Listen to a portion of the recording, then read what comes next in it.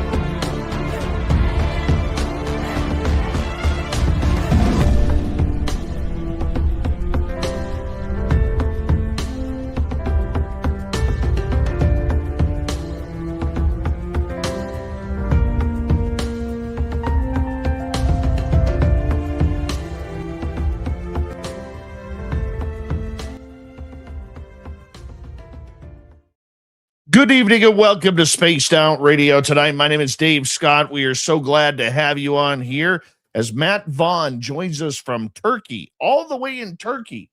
Talk a little paranormal theory, high strangeness, and everything in between. But first, we need to say hello to each and every one of you because this is what makes a great show. Kitty Cattywhack in the gold medal position.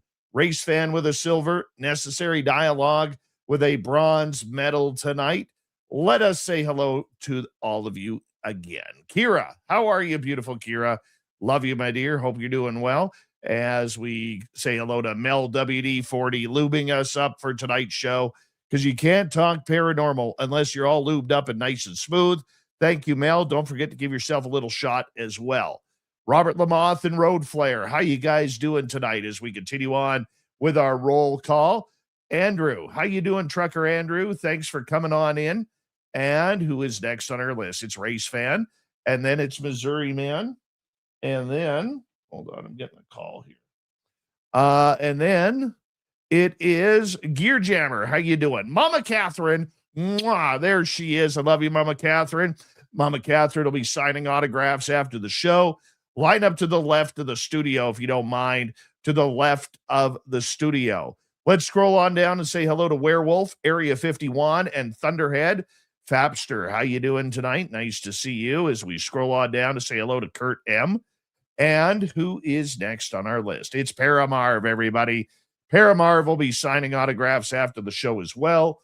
Line up to the right of the studio, if you don't mind, to the right of the studio. As we move on down, let us say hello to Shane Gord. Good to see you. And Jay Truth, nice to see you. Millennium, my man, thanks for coming on in. Kitty, thank you for kicking off the Super Chat tonight. The Super Chat is a wonderful way to support what we do on this show on a nightly basis. So thank you very, very much. This is going to be such a great show tonight. Moving on down as we're running out of time. We say hello to Chris Irvin, Thomas Rock, Kathy Evans, Kiwi DJ. Nice to have you all here.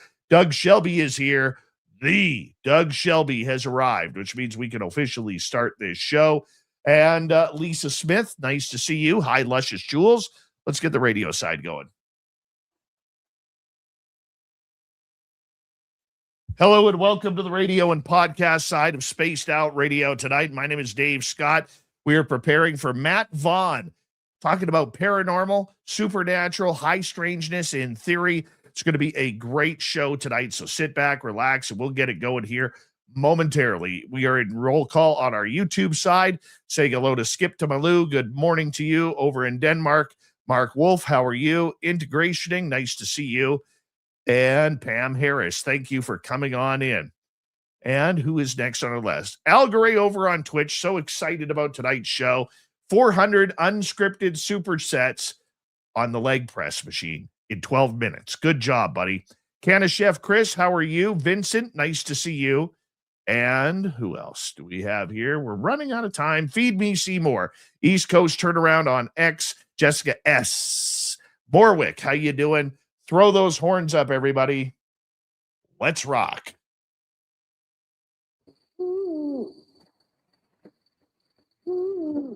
Are you ready to hear your mystic voice of the night? It's time to wake up. He's here. Shush. Be quiet. He's ready for you to listen. Let's point our ears towards the little cabin knows. We're together, friends. Oh.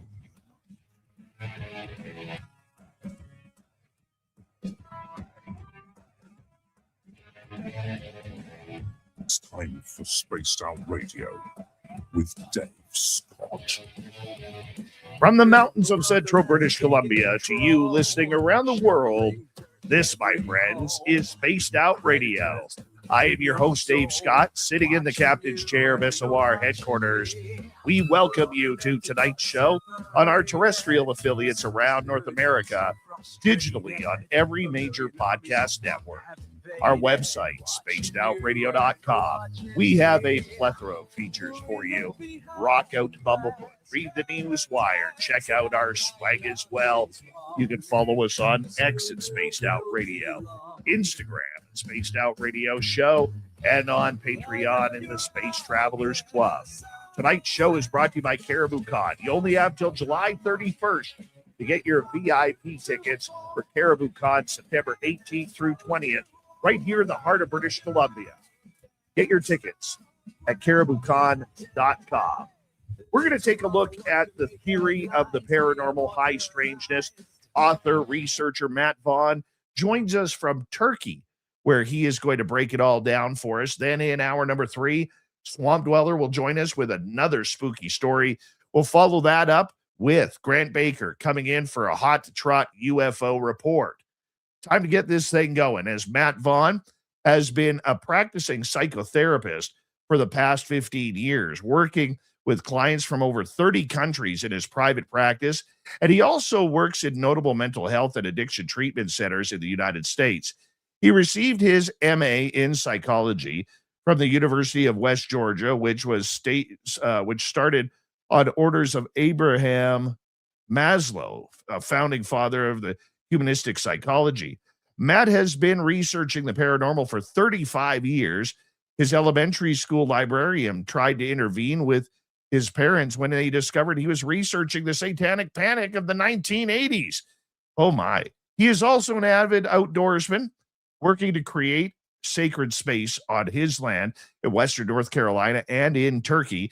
To learn more, you can go to mycosmictrigger.com, his website, mycosmictrigger.com. Matt Vaughn, welcome to Spaced Out Radio. You're over in Turkey. What time is it there right now? It is 7 a.m. and I usually get up like around noon because I see clients in the U.S. So I work like a second shift schedule, and yes, it's real early for me, man. Real early. Well, you know what? Here on the West Coast, I'm still looking at daylight as we go. Don't tell me that. That does my head in, man. Don't tell me that. We are so glad to have you on Spaced Out Radio, my friend. Thank you for joining us. Just a little bit about yourself. How did the paranormal journey start for you 35 years ago? You know, it's the only subject not the only subject. It's one of the only subjects I've ever been interested in. I mean, when I was a kid, it was sports and paranormal. So when I'd go to the library, I would go right to, are you old enough to remember? I'm guessing by the beard, the Dewey Decimal System. Yes. And the paranormal, was it the same in Canada? Where it was the zeros, like the weird books were like the very early, like the zeros in the Dewey Decimal. And I just remember always going right to that that certain number in the Dewey Decimal System. I knew as a kid, like that was where the good books are. And those are the books I would get: ghosts, paranormal, UFOs. And in elementary school, that was the first time I ever started like deep diving research, like official sort of research, where me and one of my partners in crime, we set out to research the Satanic Panic, trying to figure out, are there Satanists in our town? And it's kind of how it started. Did you have any experiences that kind of led you down that path, or was it straight curiosity? It was straight curiosity at an early age. However, and I write about this in the book, I did have, looking back on it, I'm wondering if this is what sort of started it. When I was around 3 or 4 or 5, those early memories, when you can first start remembering memories, I would have, in a hypnagogic state, I would hear this angelic or metallic sort of sounding voice, and I would be going to sleep as a little kid, and it would be this weird sounding voice, and it would sort of send shivers up your spine. And I remember that it happened a couple or a few times, and I would say to myself, oh my God, that weird thing is happening again. So one of my earliest memories is a weird thing that happened. And, Philip Dick talks about that similar sounding phenomena. You may have even heard of it, Dave, the metallic sort of angelic voice. Yes, I have heard of that. Oh, there you go. Okay. And then in elementary school, I saw gnomes, but at the time we didn't think they were gnomes per se. We thought they were human little people, but that's a whole nother story. Oh, no. Yeah. We're going to stop you right there. If you have a gnome story, that's the hitting the brakes at 100 miles an hour right there. You need to tell that story. Oh no. Dude, I'm so tired of telling this story. It's so hilarious. I don't know if you've had any paranormal experiences. Oh, I think you said I listened to your show, you'd been abducted. I've had everything weird and strange happen to me, man. Nothing phases me anymore. Well, the night's young. Still daylight out where you are. Man, I saw gnomes in the 5th grade, but it's funny. I've told this story so many times in my just normal life because it's one of the stories, one of those weird stories that you tell over the years. And now with this book, I go on podcasts and I have to tell it again. I'm so tired of telling about the gnomes. We were on a field trip in Western North Carolina to a garnet mine. Now, of course, we weren't like in a like a actual mine. There were some mines on the property, but it was just this very muddy hillside that you would just they would send the kids into, and you would just dig for garnets. Now, I was in a more rambunctious class that broke rules. I wasn't traditionally like a rule breaker, but we went off into the woods further than we were supposed to. So we would say, hey, we gotta pee, go off farther and start investigating. And one of the times we went, we saw human little people, and we thought it was hilarious. And we were calling them by the name that is not, at the time, the M word was appropriate to say. And we would just go back and we would say, oh, we saw the, M words, and we thought it was hilarious. And we would keep going back throughout the day to spy on them. And the only thing I remember is it seemed to be a family. So it seemed to be, some are bigger, some are smaller. One had a hat with a feather in it. And one of our classmates went down closer and tossed a rock at them, and we ran away. Now, for many years, I was told, and we went home and we told our parents. We thought it was hilarious. And my dad's rational explanation was it was a family of circus little people. Now, Dave, what do you think so far? Wow. And what you saw. What was your reaction like when your dad is sitting here telling you, maybe you saw something different than what you thought you saw? Now, I never thought I saw anything different because they did not look ethereal. They seemed very busy and, dare I say, hard at work, like the whistle while you work vibe. I swear that. Now, where it gets interesting is I didn't start thinking they might be the Cherokee Little People until high school. And in my town, there was a woman called the Witch Lady of Morganton.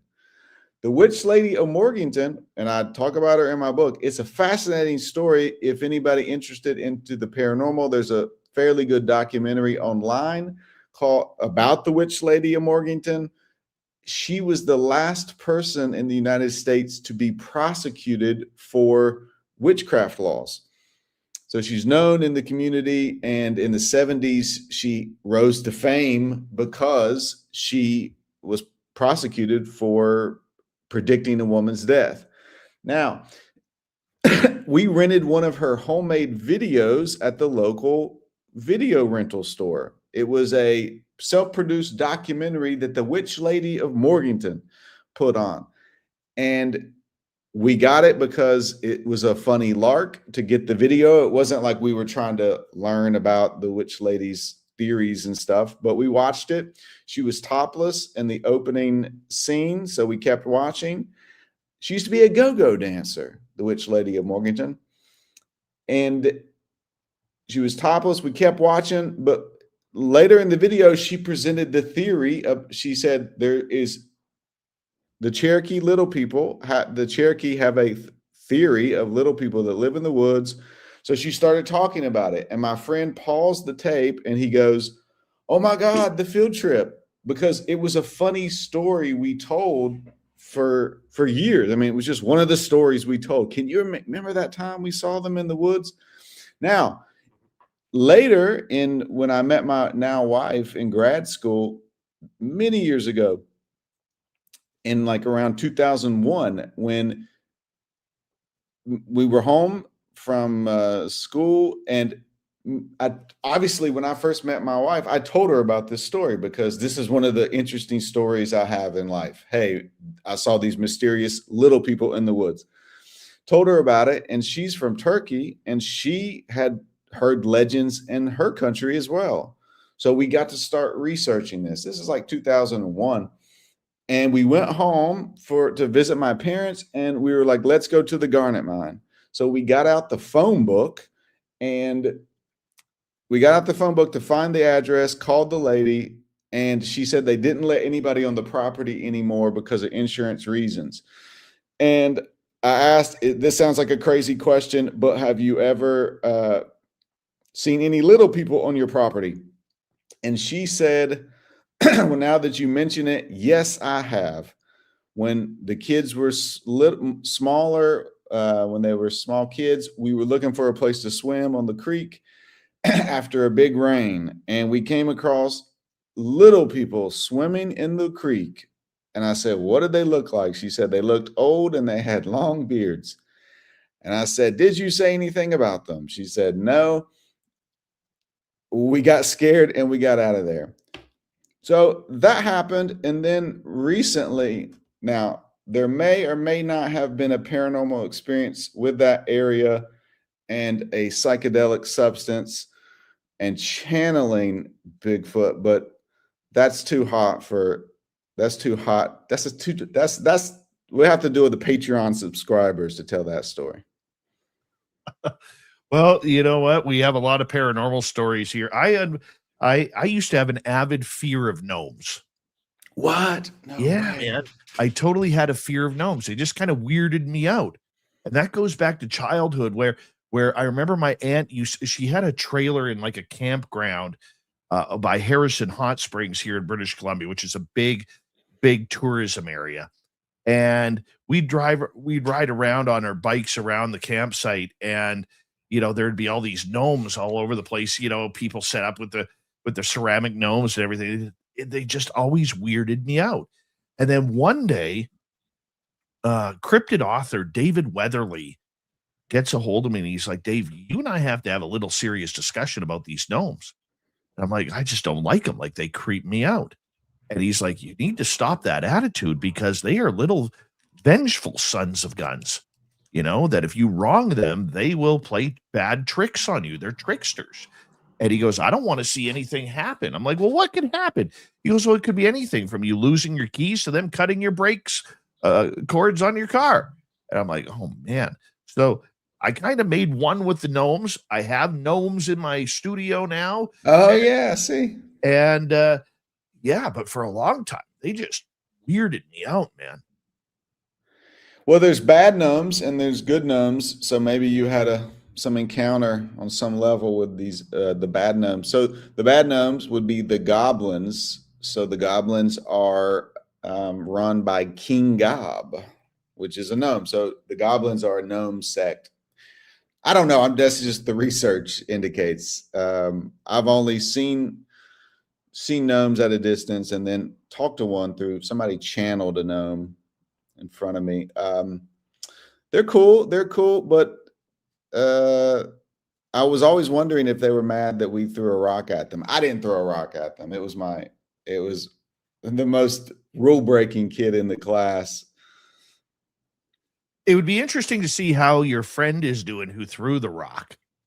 Because did he ever run bad luck or anything? Well, I don't know him that well, but what's interesting is randomly he's one of the people that I grew up with that I still am in contact with. And I cannot get him to tell me what he remembers. And I was just talking to my wife about this. I asked him and he responded back on, Facebook Messenger, but before I could read what he said, he deleted it and then just sent me a picture of him he had met. I don't know if you're familiar with the show Little People, Big World. Yes. And then he just sent me a picture. He had met those actors or, perform, whatever, the people in the show. He just sent me a picture of him when he met those people. So I couldn't get anything out of him, which is interesting. It wouldn't surprise me if he had a little bit of a run of bad luck over that. They seem to have that way of doing things. We got 5.5 minutes to go. Author, researcher, psychologist Matt Vaughn is our guest tonight, joining us from the beautiful country of Turkey.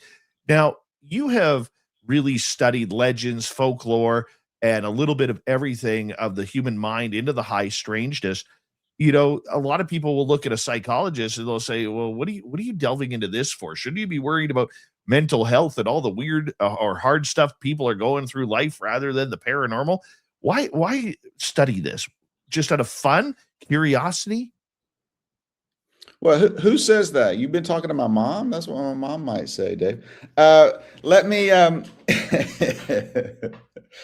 just for the record, I don't want to break any of my licensing guidelines. I am not a psychologist in the state, in the country of the United States. I would technically be a psychologist in Turkey, but I am a licensed professional counselor in the United States, a psychotherapist. Anyway,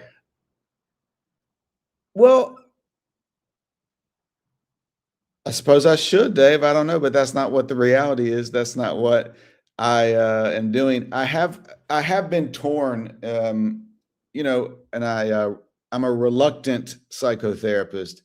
It's the only thing I'm qualified to do that brings me monetary units, and I'd rather be a professional Bigfoot hunter or gnome hunter or something.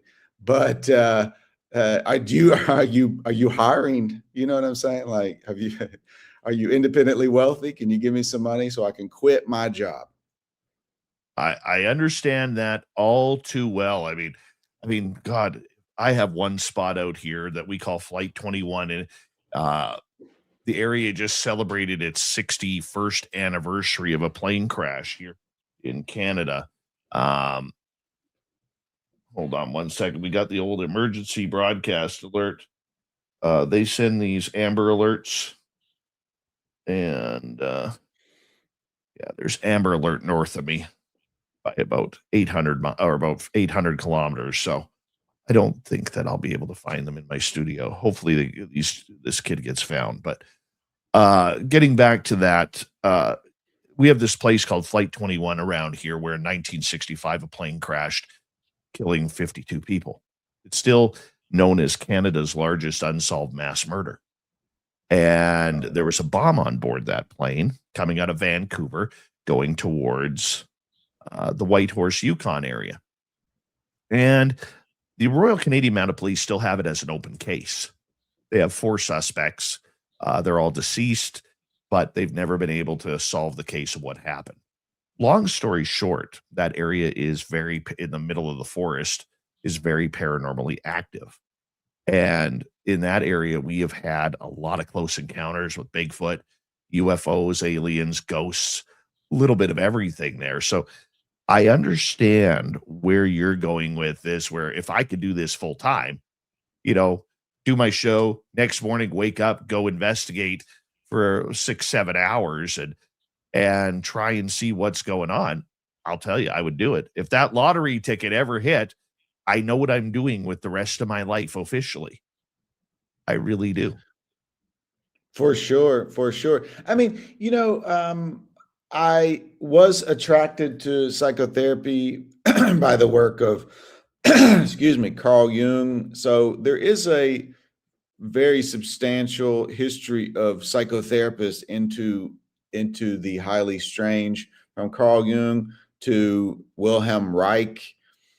So I'm in good company in that regard. And, it's interesting, way more people than one would think have had fairly substantial paranormal experiences. And it is interesting working with people who aren't into this stuff. A lot of people have had a weird experience that it's not that it completely changes their life to where they want to have a radio show about it, but it is, or write a book about it in my case, but it is a thing that has happened in their life. And I don't know if I would be as so bold to share all of this, come out of the closet, so to say, if I didn't know that a lot of people have had these experiences behind closed doors and they don't talk about it. And you're exactly right. I don't know how many people have come up to me and basically looked at me like I'm just some sort of oddity, that, weird human being that probably has psychological problems regarding these subjects. And all of a sudden they're like, "You really believe this?" And I'll be like, yeah, I do. And then usually they'll pull you to the side and say, I had this one thing happen in my life.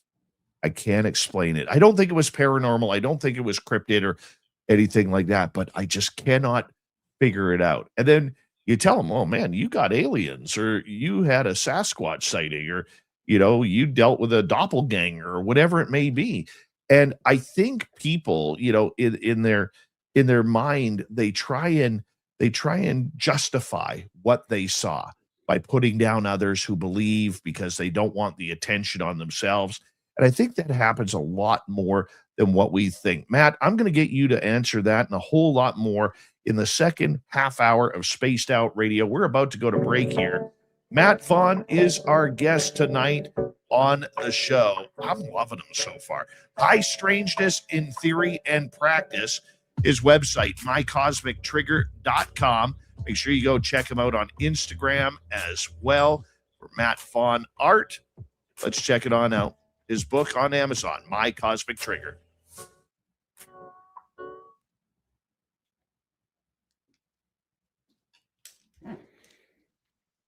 All right, my friend, we are clear. Our audience on YouTube can still hear us.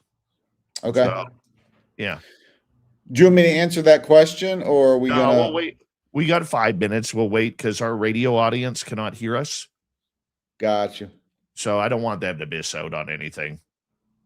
Should I give them off the air, like secret content? They could just hear us bullshit. How about that? I like to I can't swear on when we're on the radio, but during the break I throw in the odd one. But quickly here in our chat room, Mectron, how you doing? Nice to see you. So many great faces in our chat room tonight. And who else is here? Karen in the Woo Train, nice to see you. And who else has jumped in here?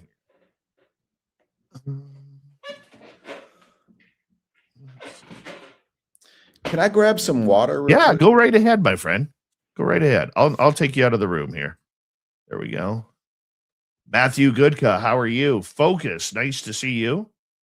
And who else do we have? Hillbilly Herb, thanks for coming on in.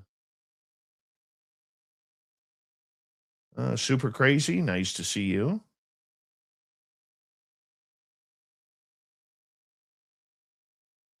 Am I missing anybody? I'm catching on up here. Catching on up.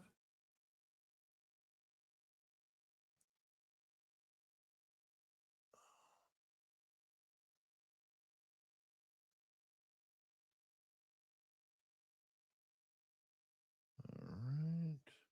Sensational Shelley, nice to see you. Oh, my beard looks like hell today.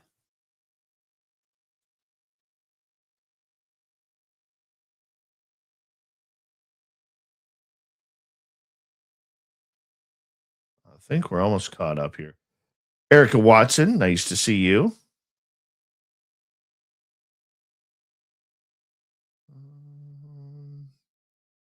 Almost caught up. We're almost caught up here.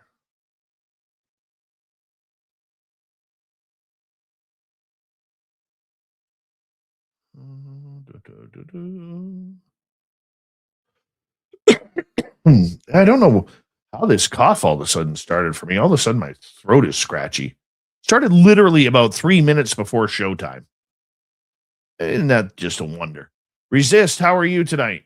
Nice to see you. Let's bring Matt back in. How you doing, buddy? Man, those gnomes got you coughing, man. Oh, yeah. Warden Dragon, nice to see you. And John Allen, nice to have you here. The chat room continues to fill up here. Love it. Lex Diaz, how are you, buddy? There we go. I am caught up. I am caught up. All right. Now, if I could clean my glasses, I'll be able to see you, because right now you're blurry and you were dirty before. Not dirty-minded, but you were dirty before. I'll just clean this up here.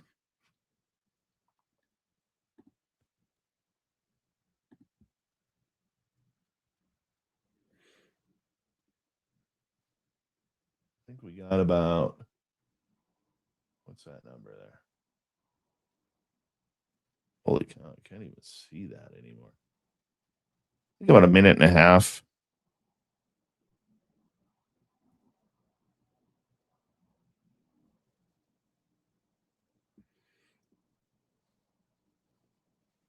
I love me some Bigfoots, dude.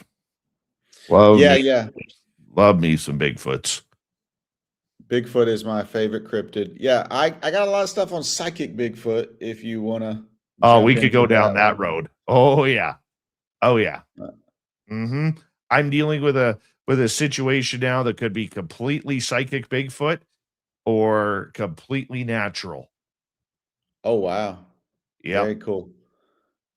Yeah, man. And I've heard some stuff off the record about psychic Bigfoot. There is a there. Oh, there's a huge there. 100%. 100% agree. All Dude, right. I'd love to hear about your psychic Bigfoot. Well, we'll get into it. Why don't we go there next? What I do have some thoughts on the answer your question. Yes. About your people being crazy if they're into this stuff. All right. Thank you to Kitty Caddywhack for our lone super chat so far tonight. We appreciate your love. If you're new here, don't forget to hit subscribe, ring that bell. We're here 5 days a week, maybe soon to be 7. Imagine that. Woohoo! A hint for all of you. Here we go, everybody.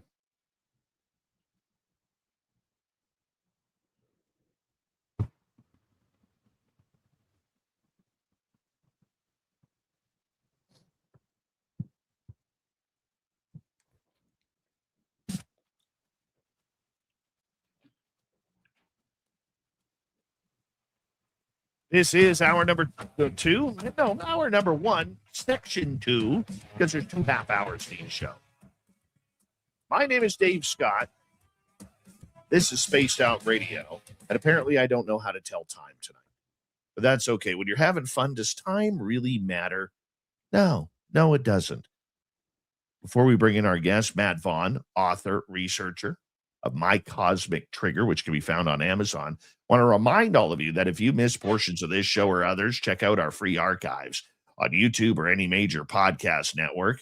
Our website, spacedoutradio.com, we have a plethora of features for you. Rock out to Bumblefoot, read the Newswire, check out our swag as well.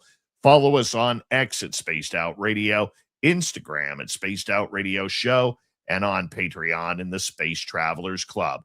Matt Vaughn is here.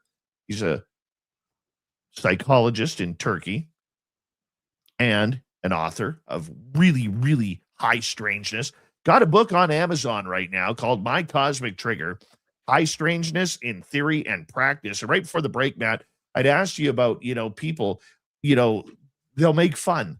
They will do absolutely everything in order to try and cut you down because you're into the weird stuff. You're into Bigfoot. You're into ghosts and UFOs and alien contact.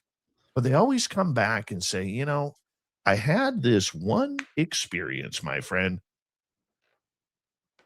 Well, obviously, you're speaking to the sort of the lady doth protest too much sort of phenomena. So there is that in play. But I do want to point out that this idea, and I do a deep dive on this in the book.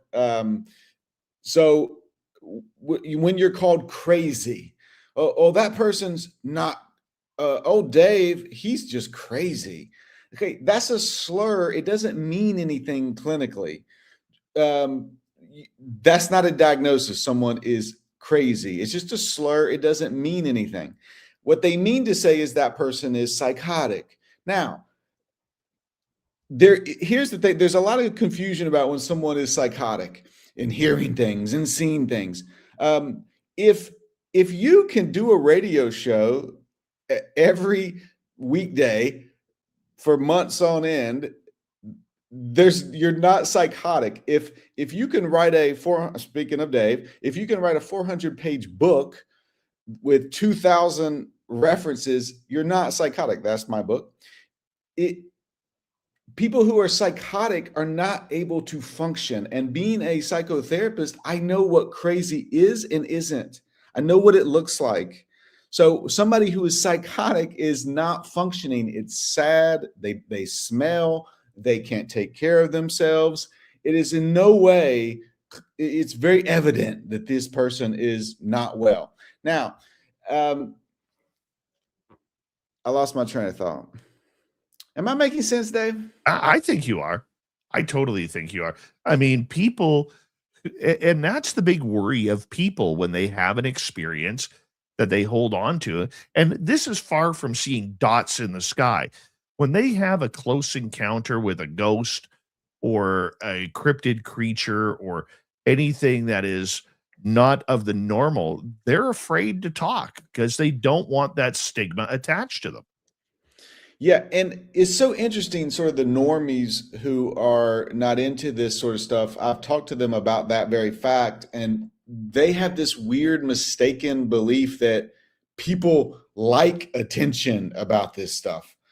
That is, it's 99% of the people are not talking about their experiences of the weird things that have happened. Also, there's something called ontological shock. So Right.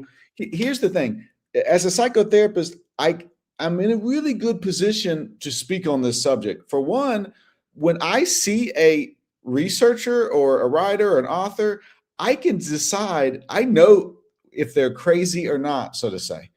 Or I can say, well, they're crazy, but they look like they're right about this, that, and the other. So I can track, but the skeptical sort of argument, oh, that person's just crazy, it doesn't make any sense. It does not hold up. But we have ontological shock, which is the human brain is not set up to accept the truth. This is what the entire psychotherapy enterprise is based on. And I like my little joke as a psychotherapist, I hate the truth as much as anybody. You have to, okay, there's something called resistance in psychotherapy. There's something called denial. What are you in denial of? The truth. Oh, I'm in denial that I have a drug and alcohol addiction problem. I'm in denial that definitely my wife's not cheating on me, but everybody in the town knows that your wife is cheating on you. That's denial. The human brain is not set up to accept the truth. And doubly so when the reality is highly strange, the brain's not ready to accept that. And here's the thing also, in psychotherapy, you have to warm people up to the truth. You have to get them comfortable. You have to help them. Oh, really? You think maybe your wife is cheating on you? Interesting. When you know for a fact she is, you have to warm people up to the truth. With the popularity of UFOs and UAP going into the public eye now, I think it has warmed more people up slowly to the conversation. You know, I mean, never have I ever thought I would hear a government official ask about hybridization programs, alien bodies. They haven't brought Bigfoot or anything else weird into the conversation yet, but that is always the next step.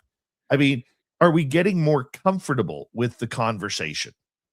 I think so. The Overton window is flown open. That's why I have no, like, the skeptical argument. That is crazier in 2026 than the stuff we're talking about.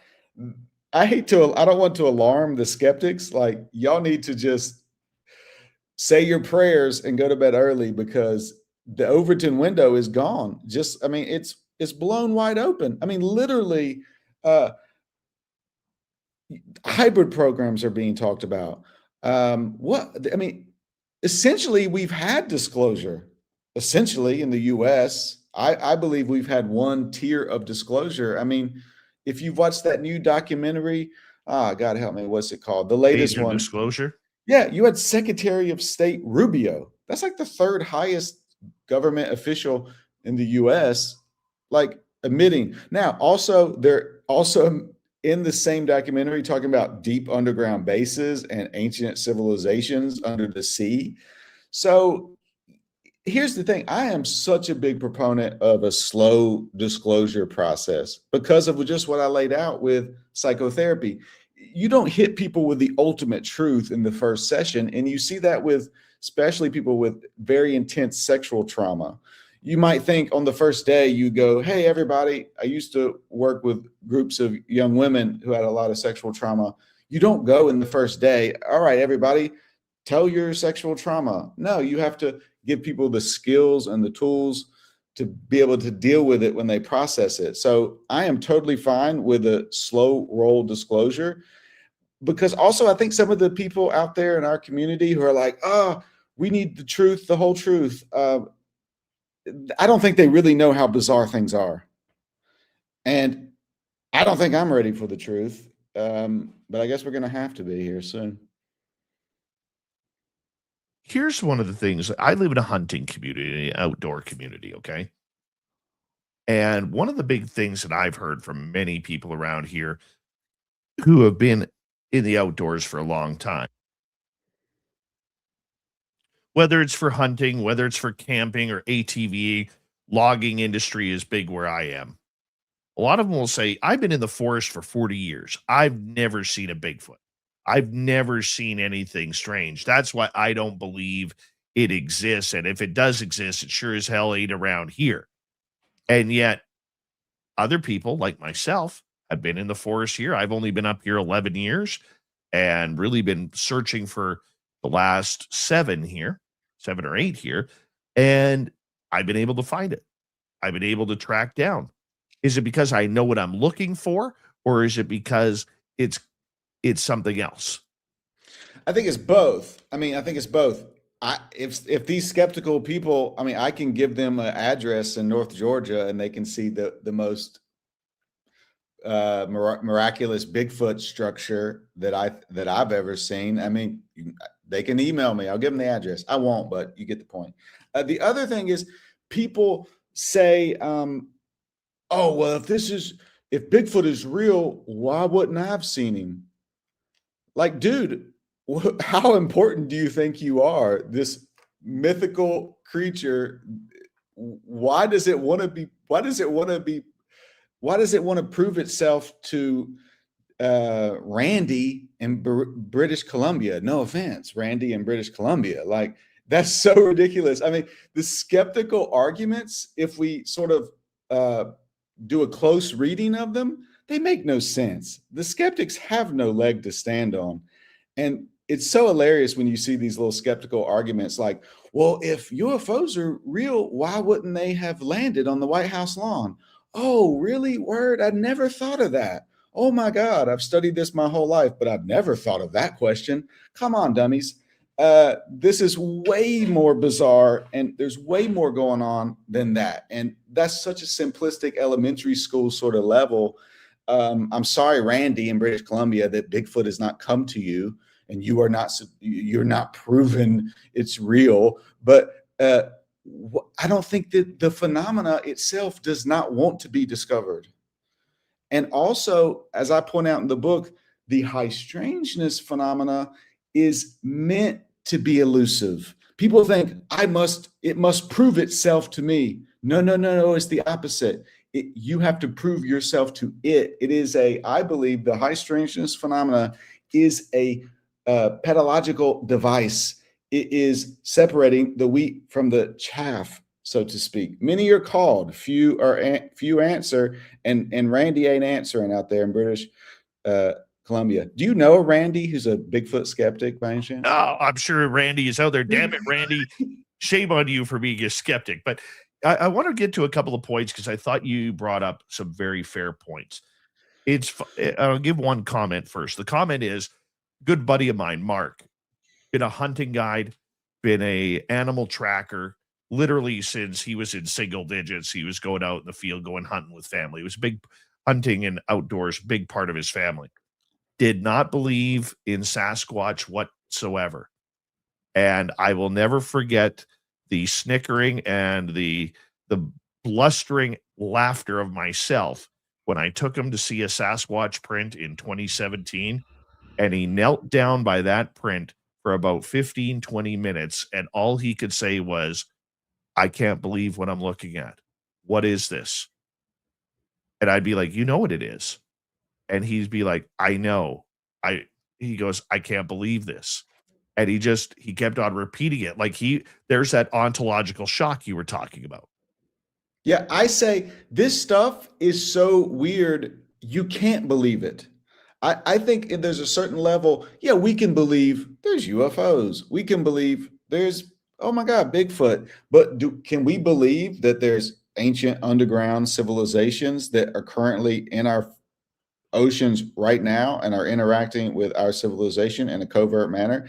Can we believe there's alien hybrid breeding programs? Can we believe that Bigfoot is psychic and going through portals? I don't think that's even something we can believe. It's beyond belief.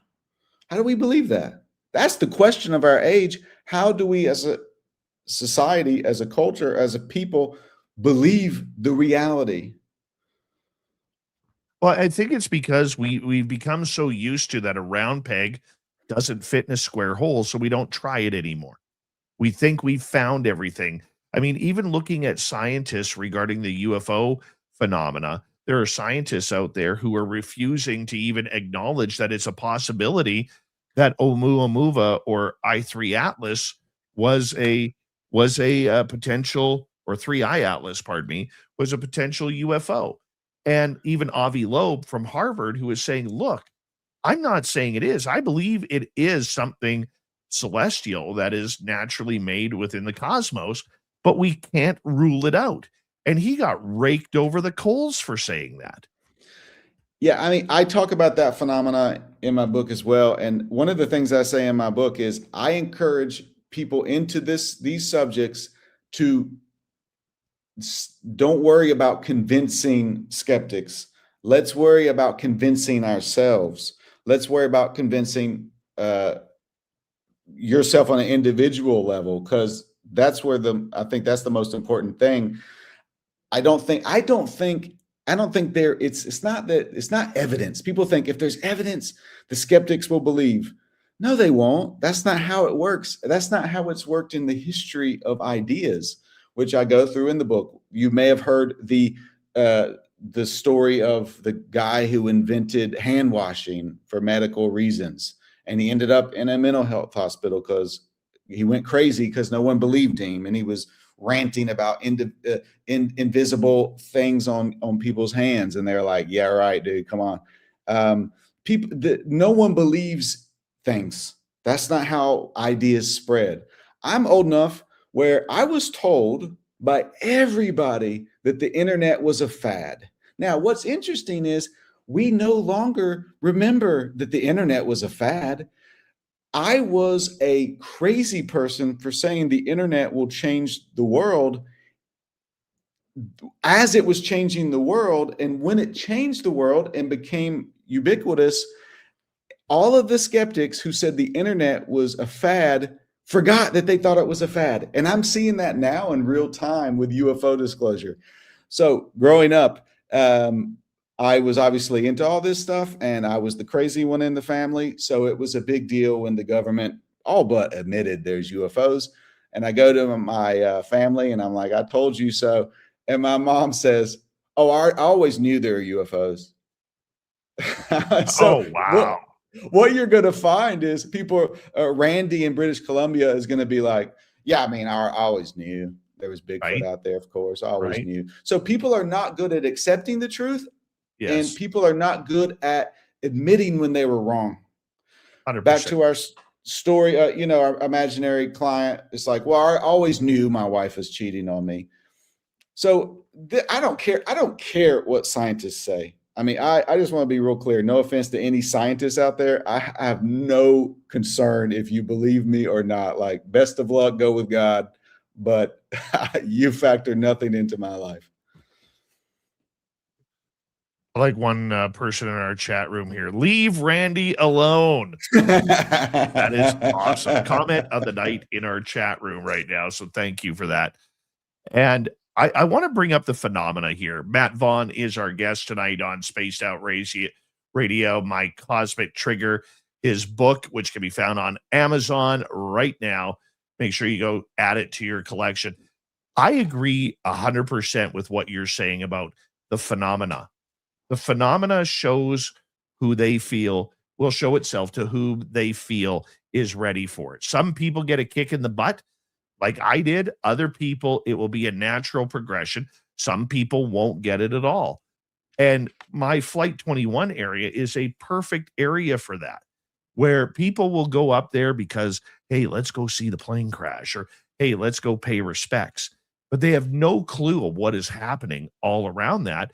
And I believe the phenomena doesn't want to show them. The phenomena is the one in control of absolutely everything in that area. Yet for us, we could go in there and we're finding Bigfoot tracks almost every time we're there. We're hearing things that shouldn't be heard.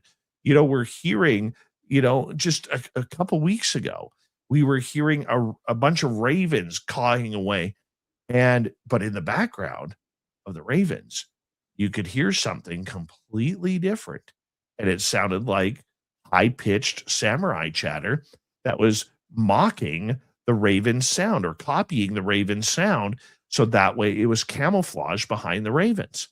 And so you hear all of this and you try and set up everything. And my little instance with the phenomena that I can't figure out right now, you'll like this one. I have had certain items at my gifting site for Sasquatch for over a year there. They have not moved. They have not done anything. Well, last week or a couple weeks ago, we had items added to the gifting tree. I have a trail camera 15 feet away. There was no humans that put anything on that tree. No humans. And then last week when we were there, we noticed that there was items missing. The 4 of the items had been there for over a year and they had not moved. Well, guess what? They moved. No humans on the trail cam.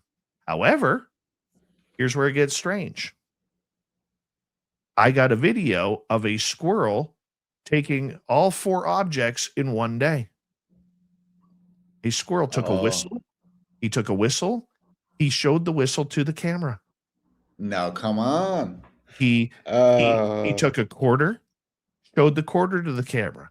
No, come on, He Dave. That's amazing. he took a piece of quartz and showed it to the camera. I just got to find out where if I have video of the jade that he took. It's all gone. It's all gone. Now the question, if you're into Bigfoot, here's where the psychological question comes out. Bigfoot is known to manipulate other creatures, maybe shapeshift into other creatures. Was that Bigfoot that transformed itself into a squirrel to take those?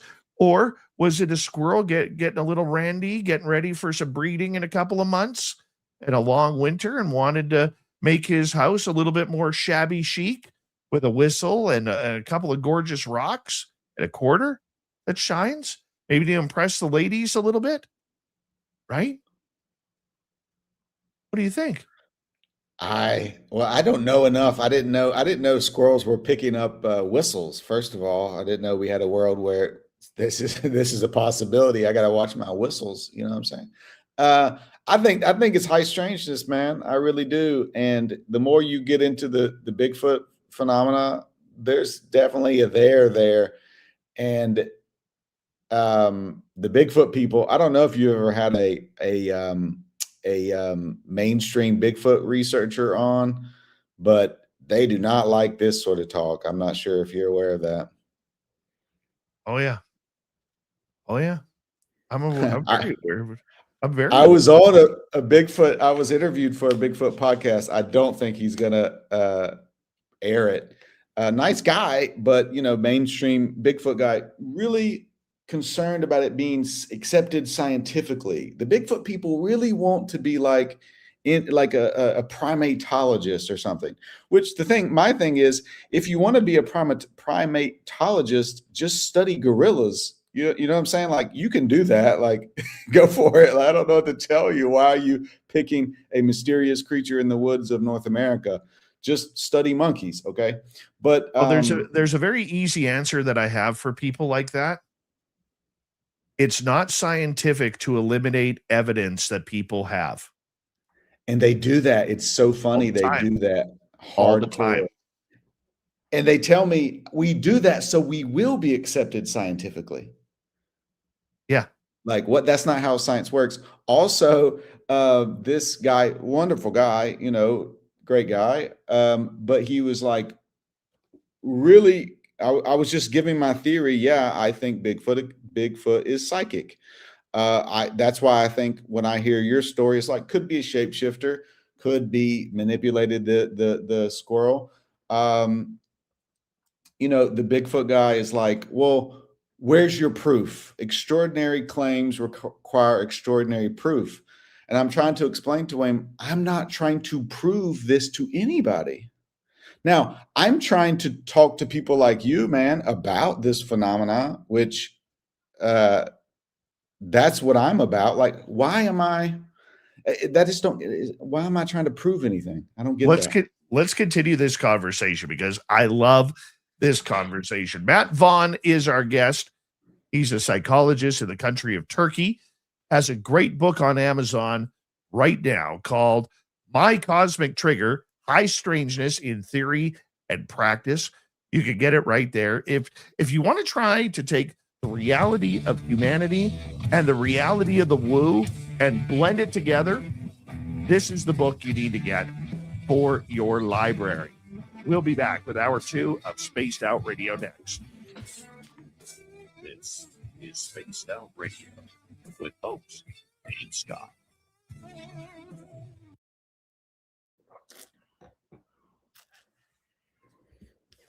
All right, my friend, we got about 5.5 minutes. We're just going to play a video here, okay? Okay. Be right back.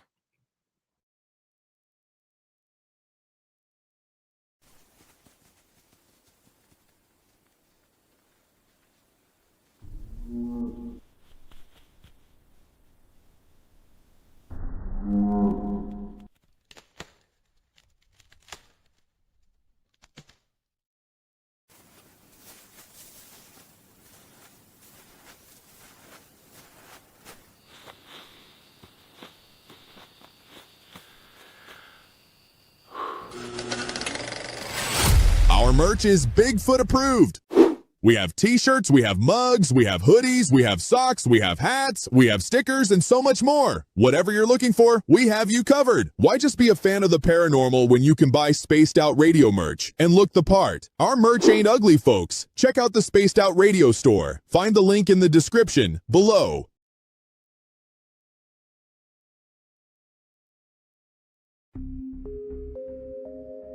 Lurking within the forested region of the 108-mile ranch, where the worlds of the normal and paranormal collide. CaribouCon is waiting for you, bringing together a panel of renowned experts in the paranormal, cryptid research, and UFO phenomena fields. Get ready for a spine-tingling weekend in the heart of British Columbia. Enjoy fascinating discussions, presentations, tours of local haunted areas, and skywatching. Learn from investigators, authors, and enthusiasts who explore everything from ghost hunting techniques to sightings of Sasquatch and beyond. Whether you're a seasoned paranormal researcher or just love a good spooky story, this is your chance to connect with fellow enthusiasts in one of BC's most mysterious areas. Tickets are on sale now. Grab yours before they're gone.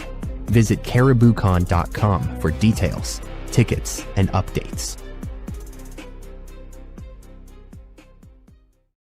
Are you ready to dive into the weird and wonderful world of cryptids, cartoons, and chaos?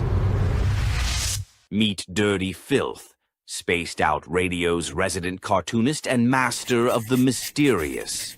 Every Saturday at 2 p.m. Pacific, join him live on the Spaced Out Radio YouTube channel for Cryptid Cartoons with Dirty Filth, a hilarious hour where he sketches bizarre beasts, shares mind-bending stories, and battles his mischievous cats. Whether you're a UFO enthusiast, paranormal fan, or just love quirky art, Dirty Filth filters the universe through his unique lens, creating cartoons that capture the strange, dark, and supernatural. Follow Dirty Filth on X at Filth1 or Facebook at Dear Filth for more filthy fun. Find his link in the description below.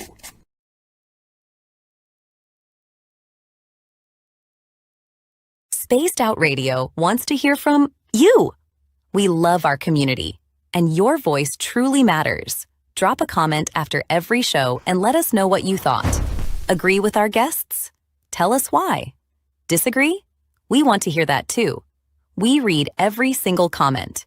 Jump into the live chat during the broadcast and be part of the conversation in real time. Got a killer topic idea? Your suggestions help shape the show.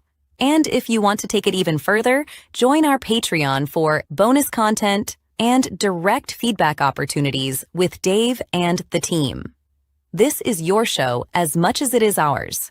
Whether you're a longtime listener or brand new, we want your thoughts, your questions, and your ideas. And let's keep building this incredible community together. Spaced Out Radio, where the conversation never ends. What are you waiting for? We're listening.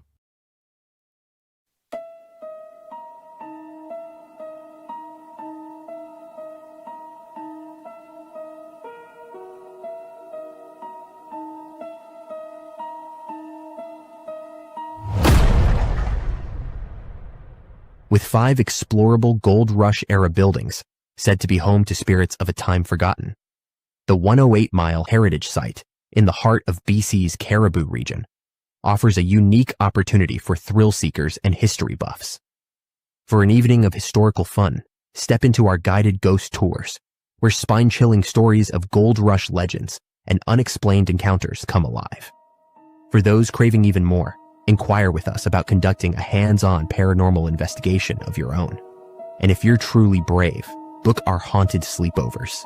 Spend the night at our B&B inside the McNeil House to truly experience this historical landmark and its ghostly secrets firsthand. For booking or inquiries, go to haunted108.com.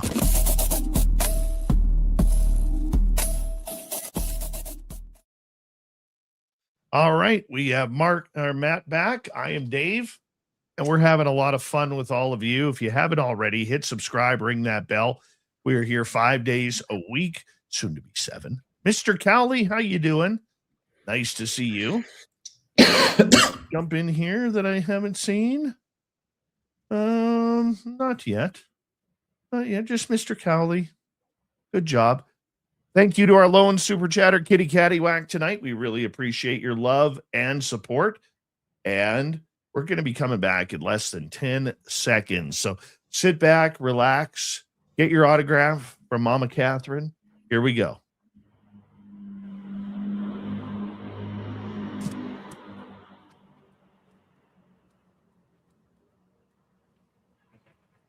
Here comes the second hour of Spaced Out Radio tonight. My name is Dave Scott. We appreciate you tuning us on in wherever you are on this beautiful planet we call Earth. Our guest, Matt Vaughn, will be here in just a second. But first, we want to say hello to all of you listening in on our terrestrial affiliates around North America, digitally on every major podcast network. Our website, spacedoutradio.com. We have a plethora of features for you. Rock out to Bumblefoot, read the news wire, check out our swag as well. Follow us on X at Spaced Out Radio, Instagram at Spaced Out Radio Show, and on Patreon in the Space Travelers Club. The Desert Clam has set the password for tonight in the SOR Space Travelers Club. Ichthyocoprolite. Ichthyocoprolite is your password. Use it wisely, Space Travelers, as the Clam sets the password each and every night right here on Spaced Out Radio. Author, researcher, psychologist Matt Vaughn is here tonight on Spaced Out Radio. We're talking about his book, My Cosmic Trigger, High Strangeness in Theory and Practice. You can find that on Amazon right now. Matt, it's been so good to talk to you. I can't believe we got you for another hour. It's going to be awesome. I'm excited. You know, I just recalled I was reading the comments about the squirrel. Apparently, I did not know people are saying squirrels steal things and show them to cameras. That is in squirrels' behavior. But I did not know that. But I do have a high strangeness squirrel story that I just recently heard. And this, somebody just said something positive. Thank you. Ooh, and gave $5. Okay. I got to focus. I'm like a squirrel here. Okay. Somebody had a high strangeness squirrel story in a high strangeness hotspot. And I just heard this story like 3 months ago. And in this area that is a window area in Carrollton, Georgia, which I talk about in the book, we have some friends who have a piece of property where high strangeness stuff is happening. And one of her stories is a squirrel came into their home and acted as their pet for a night. And she said it acted like a dog or some sort of domestic pet for the night. And they gave it a bed to sleep in. And then it just left. And it was like crawling on them like a cat or a dog. And then it slept all night and left. So I find that interesting that you have a squirrel high strangeness story. And I just heard a squirrel high strangeness story not too long ago. I don't get the squirrel thing. All I know is the direction it was going. It would be easy to say that I know the direction. Finding my objects that the squirrel stole from me, it's going to be difficult, but it is very, very weird indeed. So, hey, you just take it for what it's worth. You take it. Also, here's the thing that I think people are missing with high strangeness. So it's the gestalt of all of the strange. So now you've had a weird squirrel high strangeness story. I've recently had a weird squirrel high strangeness story. This is keying me in. I'm like, I got to talk to Dave. I got to talk to this guy. I'm going to send you my book, man. Like, so it's not about convincing others in this way. It's more about connecting people of like minds. Maybe, but that's what the phenomena does. The phenomena just seems to be able to control and do what it wants, how it wants, when it wants. And if you're into it, it will give you as much as you can handle, even though it's not going to give you any answers. No. And I think that is one reason I was going to share this.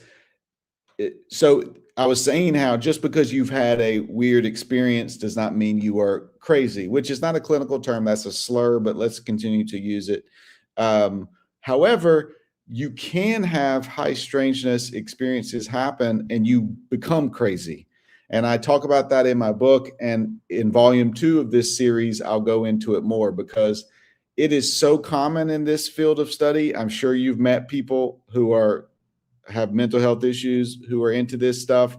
I think it is, if you've had a bunch of stuff happen to you, you become mentally unwell. And I have friends that have had that happen. I know people, they're starting to become unwell, as we speak. So the phenomena is not, it's not innocuous.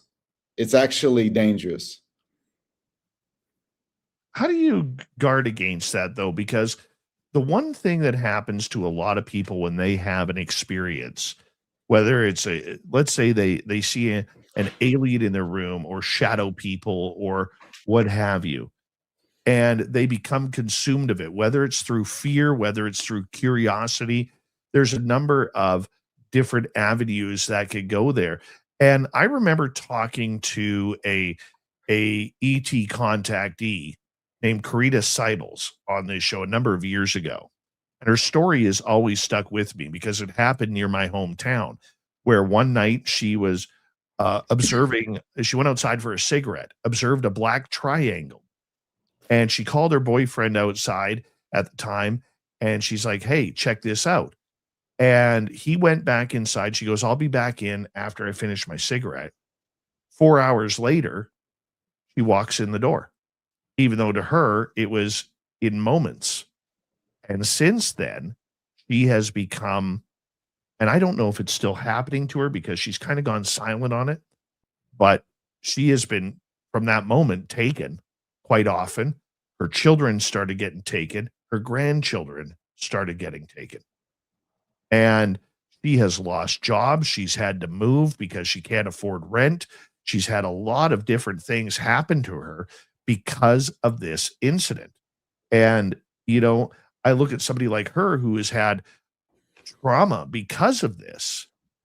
She has troubles functioning in life now because of being afraid to sleep at night, because if she feels if she goes to sleep, they're going to come. And a lot of people have had that before. It's not the first time I've heard that. Yeah, I mean, here's the thing. If you have something traumatic happen in your life, you're going to have mental health issues over it. I had a friend who had a series of car accidents in a row and had mental health issues specifically over that. So if you've been abducted, you're going to have mental health issues over that. I mean, the way I guard against it is I do psychotherapy myself. It's something I've been doing since I was in undergrad. So I for one, you have to take care of your mental health. One way to do that is through psychotherapy. And I am a user of psychotherapy myself. I actually work with Paul Levy, the Wetiko author. So I went to the final boss of psychotherapy, who gets the weird, Also, I want to point out there, if people want a psychotherapist who's into weird stuff, as I like to say, if you want to work with somebody who's crazier than you are, then hit me up. But also, I think people, and I talk about this in the book. I don't know. I got this from Mike Cleland, the owl guy, in one of his books. So he talked about not being amazed by the synchronicities. One thing that throws people off is the amount of synchronicities they have, and they start getting mentally unwell regarding that. So he talks about you don't be amazed by the synchronicities or overly astonished, he says. In the Bible, we have the notion an angel appears and it says, be not amazed. So we don't want to be overly astonished with the synchronicities. The one way I look at this that helps me stay grounded is, look, this is apparently just reality. Reality is There's a lot of synchronicities in reality. Reality is very weird. Apparently, there's alien hybrid breeding programs and underground ancient civilizations. This is our reality. What are we going to do? It's not that big of a deal. And one of the things I point out, let's not be like cavemen and women who would be astonished at seeing the sun rise and set every day. The sun sets and they lose their minds. They're like, oh my God, is the sun going to come back? And then it comes back and they're amazed. This is just a natural phenomena. Our world is weird and it's not that big of a deal. Can we adjust to it? Could humanity adjust? I don't think everybody. I think some people can, and not to get too out there with it, but why not? I mean, we have a separating from the wheat from the chaff. Many are called, few are chosen. I don't know if you get down with the New Age prophecy stuff, split humanity. I think we're just going to have, here's one of the jokes I say, as we get further into this ascension process, if I may, you're going to have people going into the mental health hospital because they don't believe in psychic Bigfoot. It's like, okay, Randy, sure, there's no psychic Bigfoot. Okay, man, you're safe. Let's help you work through this. And, it's interesting. Okay, I was a Y2K prepper, and I don't know if you remember Y2K, but yes, I was a doomer. I was a doomer, world's ending.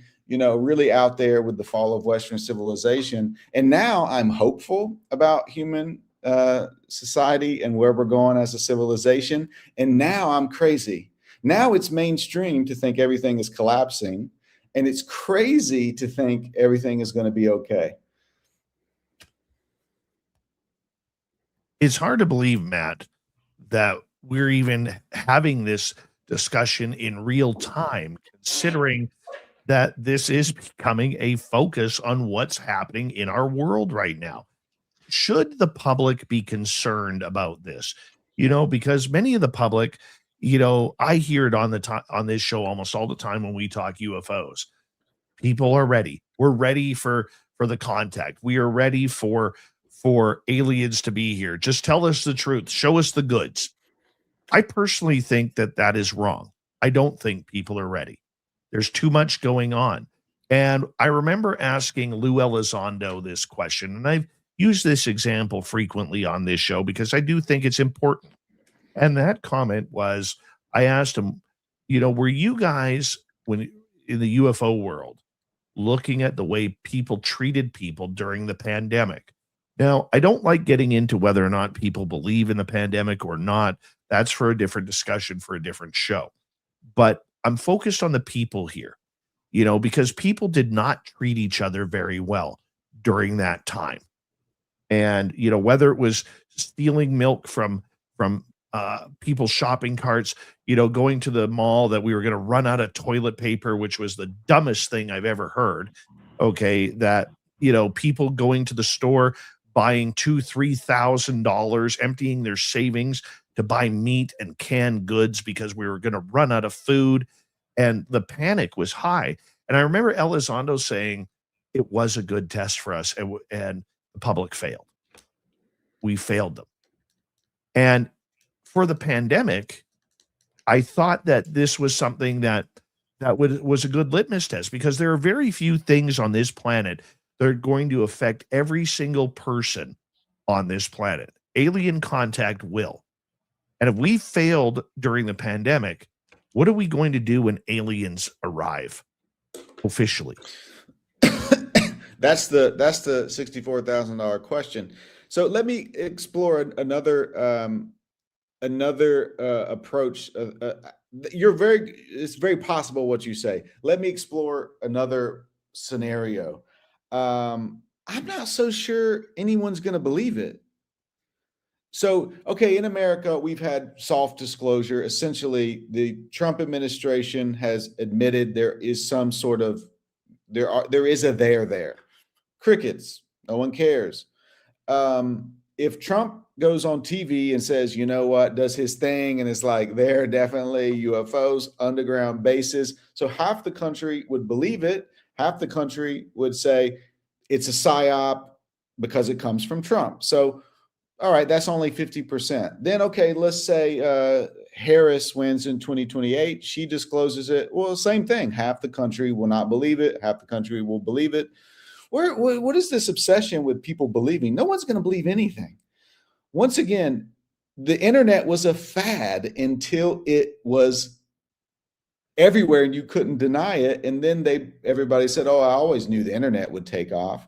So I'm not even sure if it's disclosed at official levels, it will be believed or even accepted. And I talk about this on my Substack.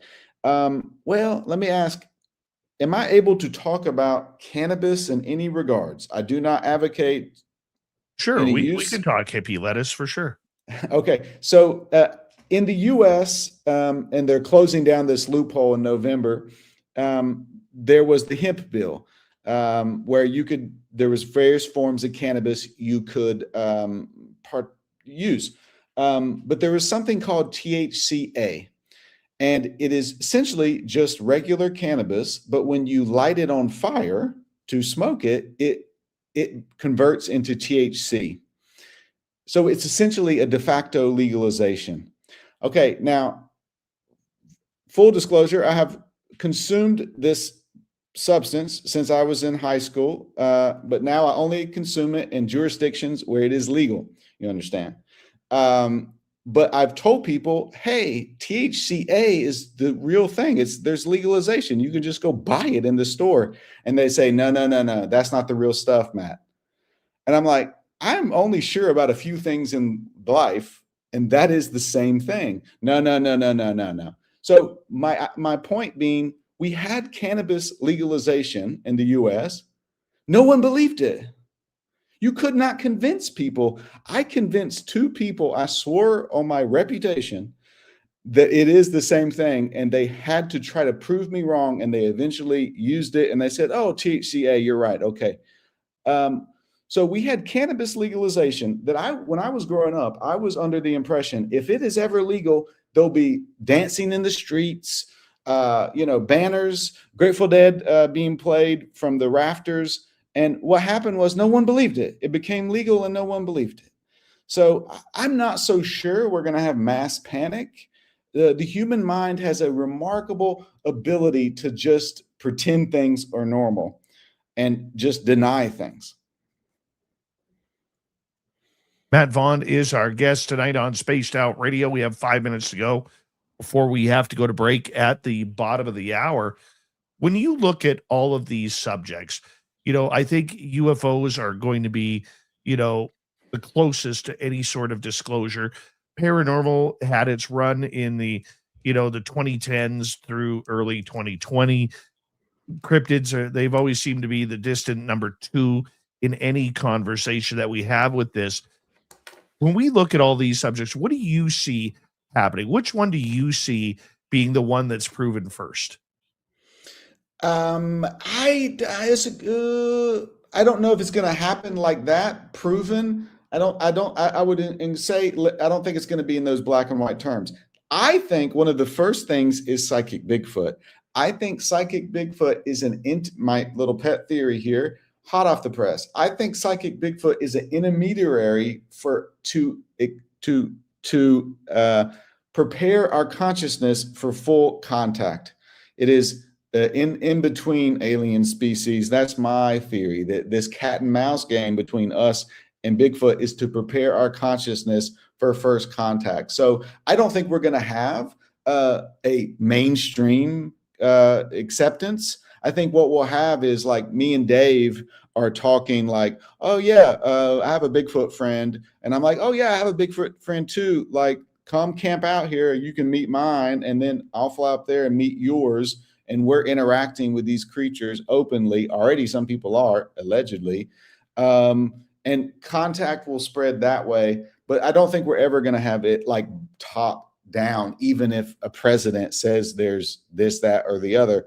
Also, you asked like, should people be concerned? Well, it is reality. So as a therapist, I'm trying to help people deal with their reality. So this is your reality. So you might as well be concerned with it. I do encourage people who are like just sort of hobbyist. I encourage you, let's take it to another level. This is fun. Don't get me wrong. I enjoy it, but this is not fun and games. Psychic Bigfoot and mysterious squirrels are not, it's a serious matter here. So I encourage people take it a little more seriously, perhaps like your life depended on it. But the general public, I mean, I kind of say maybe don't worry about it. Just don't worry your pretty little head, people, and just try to live your life. Don't worry about it, and pay your taxes. Always pay the taxes. That's what it comes down to, isn't it? Well, let's continue on here, my friend, because I want to get into this psychic Bigfoot theory because I kind of agree with you on this. I was never really sure about everything until we started going to our hotspot. And then about 4 miles before we get to the area, that's when all of a sudden the pain in the head starts happening. And it's like, and my last year when we started going out there frequently, like every week, there would be, you'd get these like headaches going around your temples and into the back of your neck. Like if you had your neck cocked for too long, how your neck gets sore, that's what it feels like. And I tend to believe, and it always happened in that one spot, that it was them sending out a frequency or something, and they still do it. I still feel it. It's kind of like the feeling I get from it is, we know you're coming. Today's a good day. We'll see you when you get here. Or where have you been?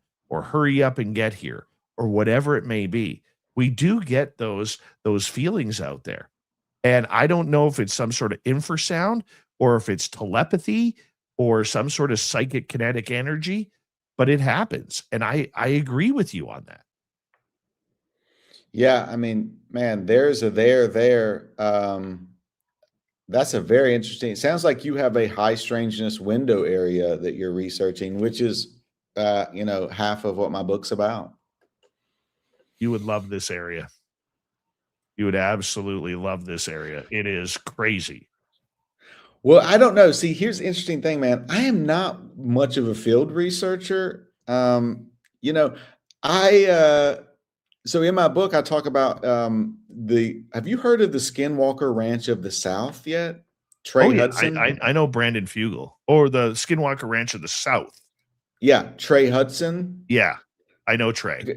You know Trey? Okay, yeah, I'm friends with Trey. So I talk about him in my book, and he talked about me in the second book. But I have a synchronistic connection to Trey and the Skinwalker Ranch of the South. I know where it is, even though he doesn't say it publicly, because I know one of the people involved in the mystery. I will not go. Full stop. I'm not going. I'm not going. I'm not going. Now, if you pay me money and we're doing a show and there's some sort of benefit to me, but because I don't need to be convinced, I know something weird is going on there. So I'm not going to the Skinwalker Ranch of the South. Well, on that note, I'm going to get you to hold on right there. We have our guest, Matt Vaughn, for another 30 minutes on Spaced Out Radio. Head to Amazon, get his book, My Cosmic Trigger, High Strangeness in Theory and Practice. We're coming up with the next half hour and the second half of Spaced Out Radio.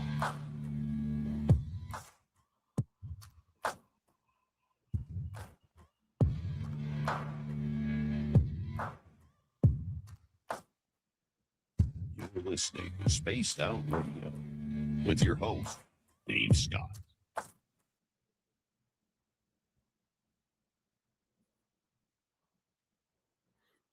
Here's for your fun.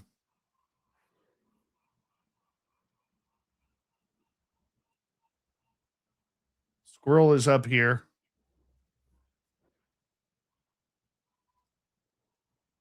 There he comes. Little bastard.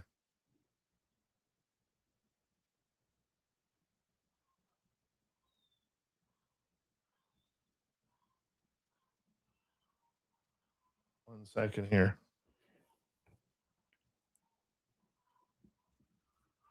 Come on. Where are you, you little jerk?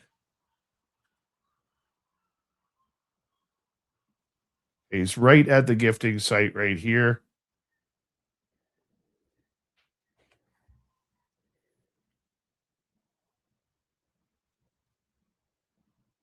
There. He's looking down. Oh, what's this? What can I steal now? And there he grabs.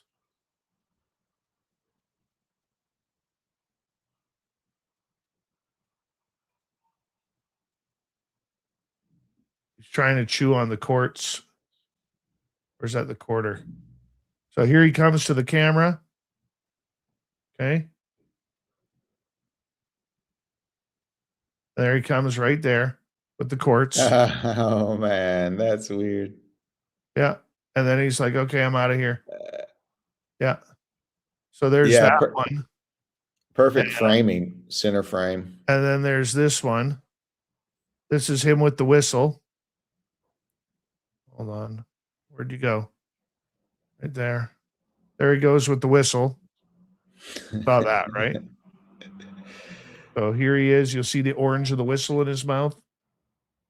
Right here. And then he takes off with the whistle. And then here's the third one where he goes to the site, sneaking around. And then he goes back to the gifting area right there. He's like, oh, what we got here? What we got here?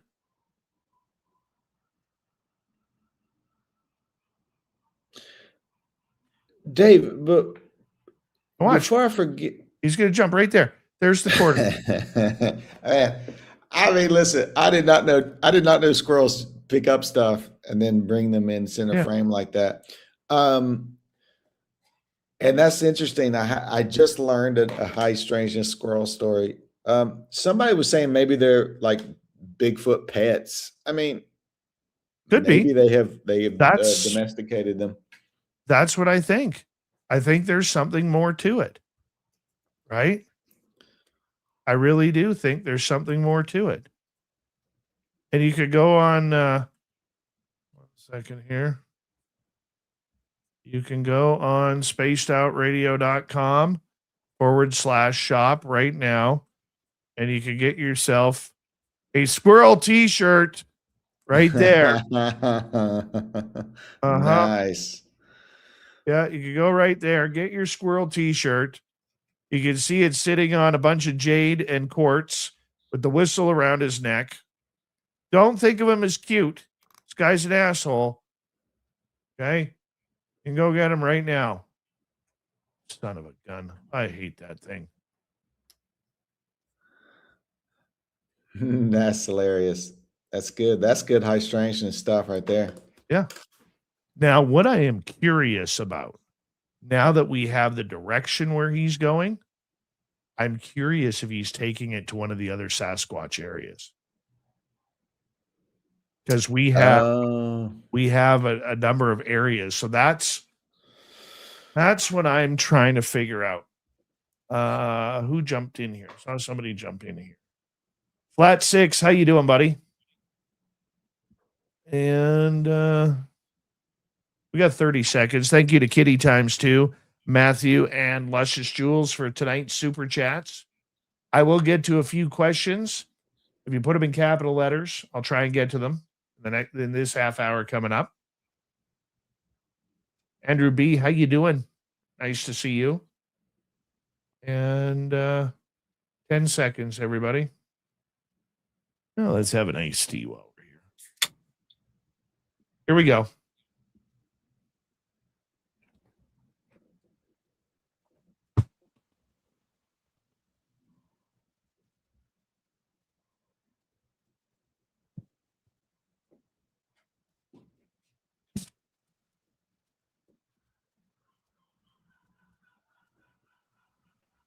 This is the second half of Spaced Out Radio tonight. My name is Dave Scott.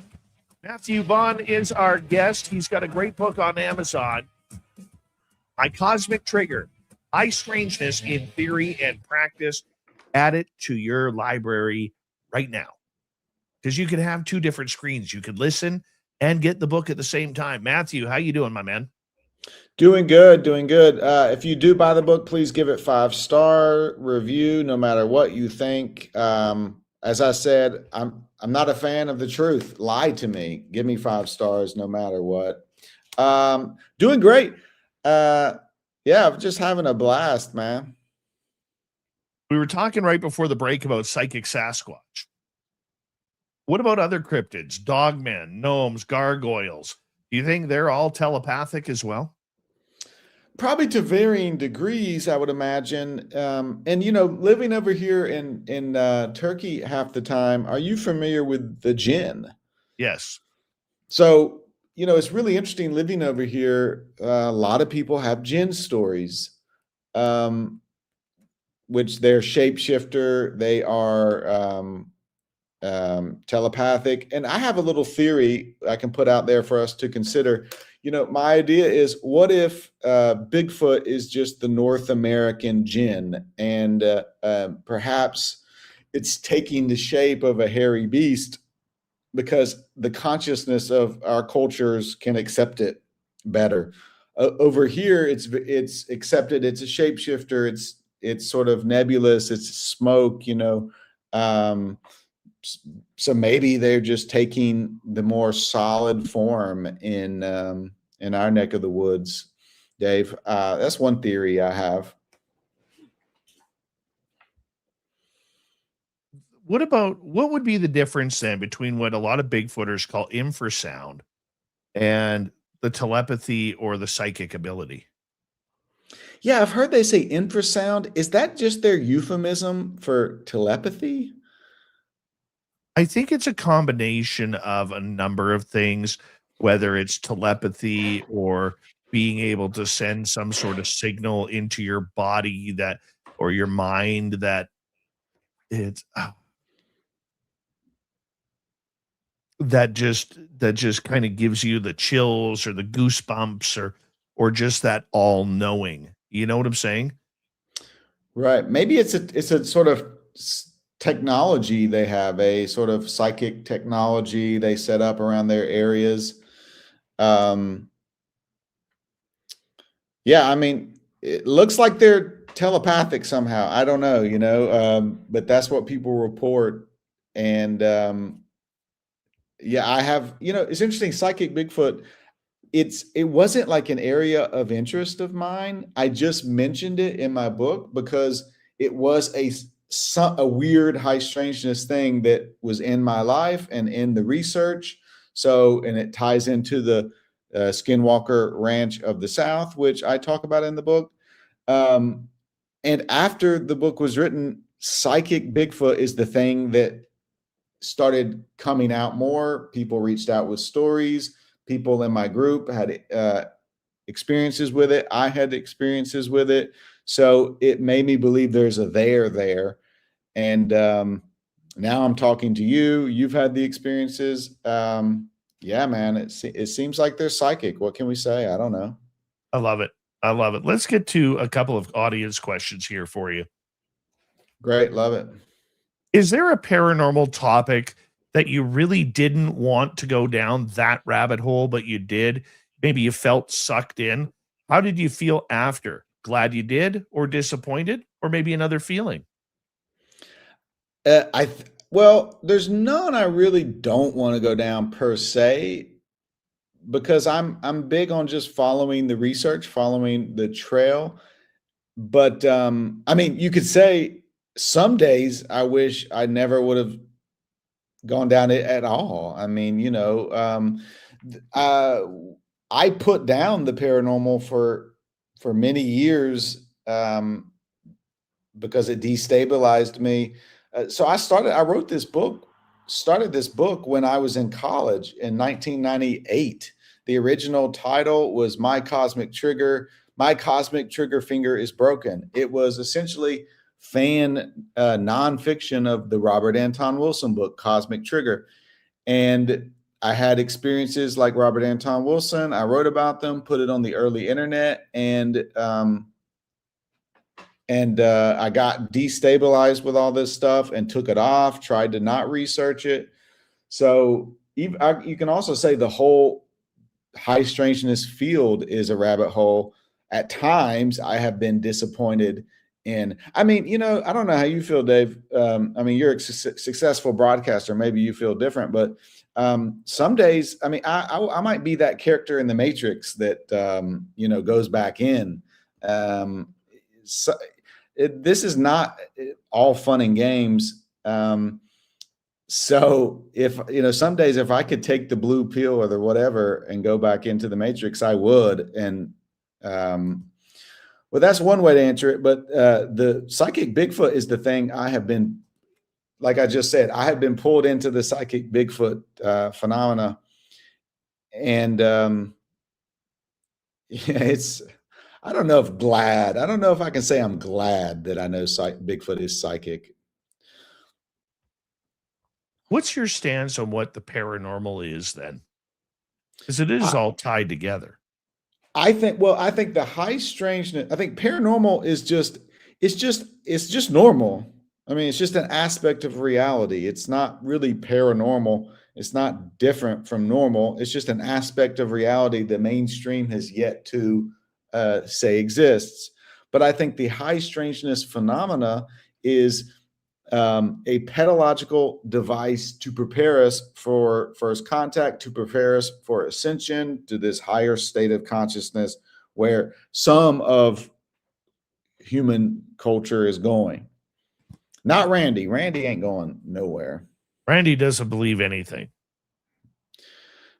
Yeah, I really worry about these people, man, because people are kind of losing their cookies. I mean, it's now mainstream. The mainstream belief is that we're all going to die. When I mention AI to my mother, she literally says, we are all going to die. I am now crazy. I'm the crazy person now because I don't think we're all going to die. I think something very miraculous is around the corner. I'm very hopeful, and I'm crazy for that. So I don't know. I wrote a novel, and I do explore this in the novel. I mean, I think you might have a split of society where things continue to get really good and maybe even utopic, we could say. And then you have people who are sure that the utopia is bad. They're living in the woods, in rural enclaves, and are retreat to caves and are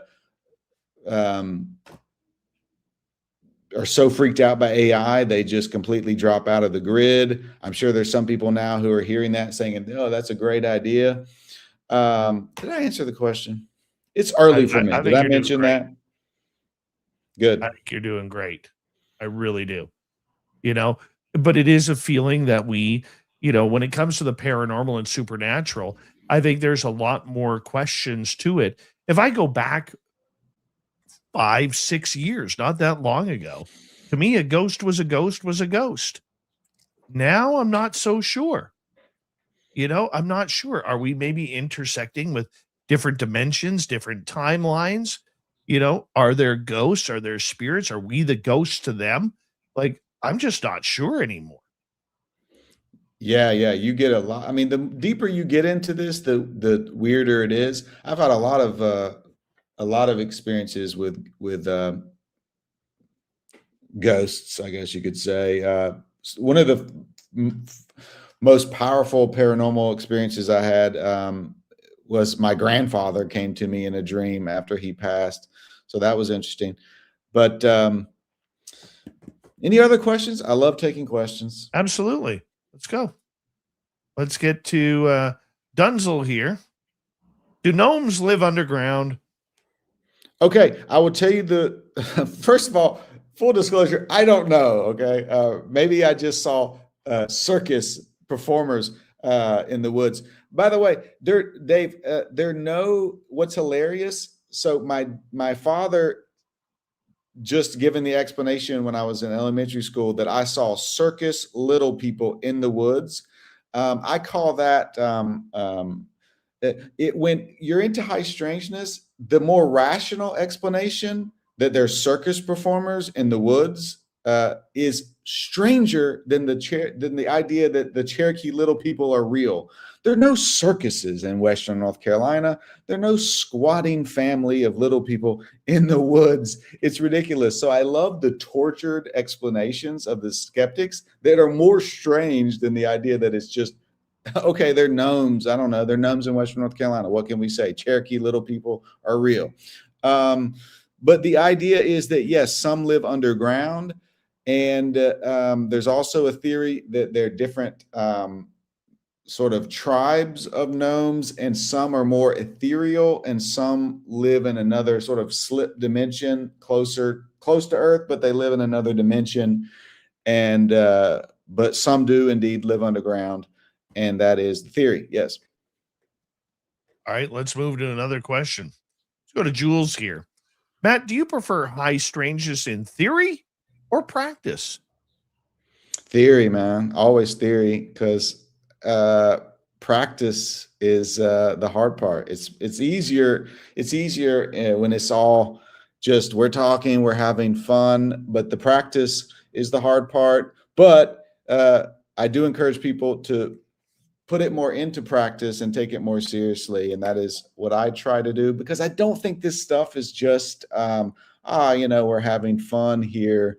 No, this is, so here's the thing, literally the most important topic of today for us to consider is psychic Bigfoot. So I call that the politics of psychic Bigfoot. This is not just a frivolous endeavor.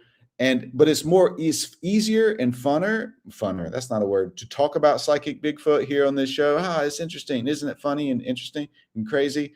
But it's harder, and it stretches the, brings up that ontological shock to go and research with Dave and, talk to his squirrel loving Bigfoot friends. I mean, that's the hard part.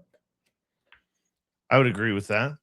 I would totally agree with that. And let me tell you, I always say this. I am not a researcher. I'm an enthusiast.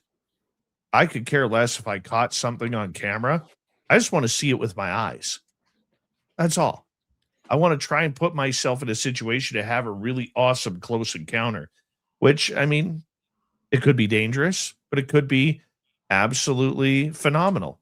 Do I think I can get that close? Probably not. I'll probably end up having a heart attack or stroke out because of it. And I'm not even joking about that. But hey, if I'm dying while shaking a hand with a Bigfoot, what a good way to go, man. Seriously, what a good way to go. That's a good image. I like that. Let's go to Valiant here. Have you heard any stories involving 3 very loud knocks done as a set 3 times in a row? 9 knocks total. If so, what was seen? I've never heard of this, to be honest. I've not heard of the 3 times, 3 in a row. I do know of that knocking in a rhythmic fashion. I do know about that from a cult. There are certain occult rituals where they use that sort of knocking 3, 3, 3 or whatever. Also, though, there's a famous story with Carl Jung and Sigmund Freud when they first met. So Carl Jung, interestingly enough, was the chosen successor of Sigmund Freud, but they had a falling out because Carl got into the paranormal, and Freud was just into cocaine, you understand. But when they first met, Carl Jung said to Freud, we're going to hear series of knocking in your bookshelf. And it's happened, and it freaked out Freud. So that's all I know about the knocking. Let's go to another question here. Are leprechauns real? And is there any truth to them hiding a pot of gold at the end of a rainbow? Yes, there is. I do believe they're real. I think they're what the Irish call gnomes. The theory I have read regarding the pot of gold is they're old. They live longer lifespans, say 500 years or whatever. So they would just know where gold has been buried and they can locate it. I do have a story. Somebody here, we have property, off-grid property in a village in the Ganos Mountains here. And somebody in the village, their story is that their uncle got wealthy because one night somebody woke his uncle up at night and said, "Follow me into the woods." He followed the person into the woods, and the person said, "Dig here." He dug up and he found gold and got rich. This is the story they tell you of how his uncle got rich. Commonly believe this was a jinn. So the idea is that they just have been around so long they know where the gold is. Into the Rainbow, I assume that's just a mythical sort of fanciful story, but I have seen the end of a rainbow one time. I don't know if anybody else has seen it, but I've seen it one time. I've seen the end of the rainbow. Were you able to get to your gold? You know, it's a good point. We even joked. We were like, we should go dig right there, but we did not. I would love to find that. That would be kind of cool. I think we all would. That's one of those childhood dreams that I think we all have. Flat 6 is asking, do you believe the moon-eyed people described in Cherokee tradition still exist today? Yes, I saw them. That's who I saw in the field trip. I saw them, and then I did witness somebody channel them recently, allegedly. But yeah, I think they're still there. Are there any Bigfoots in the country of Turkey where you are now?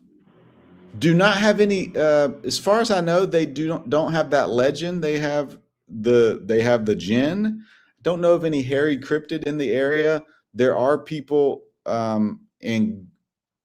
and we know people who have seen could be little people, gnomes in this area. And I know in Greece and the certain Greek islands, they have the legends of little people.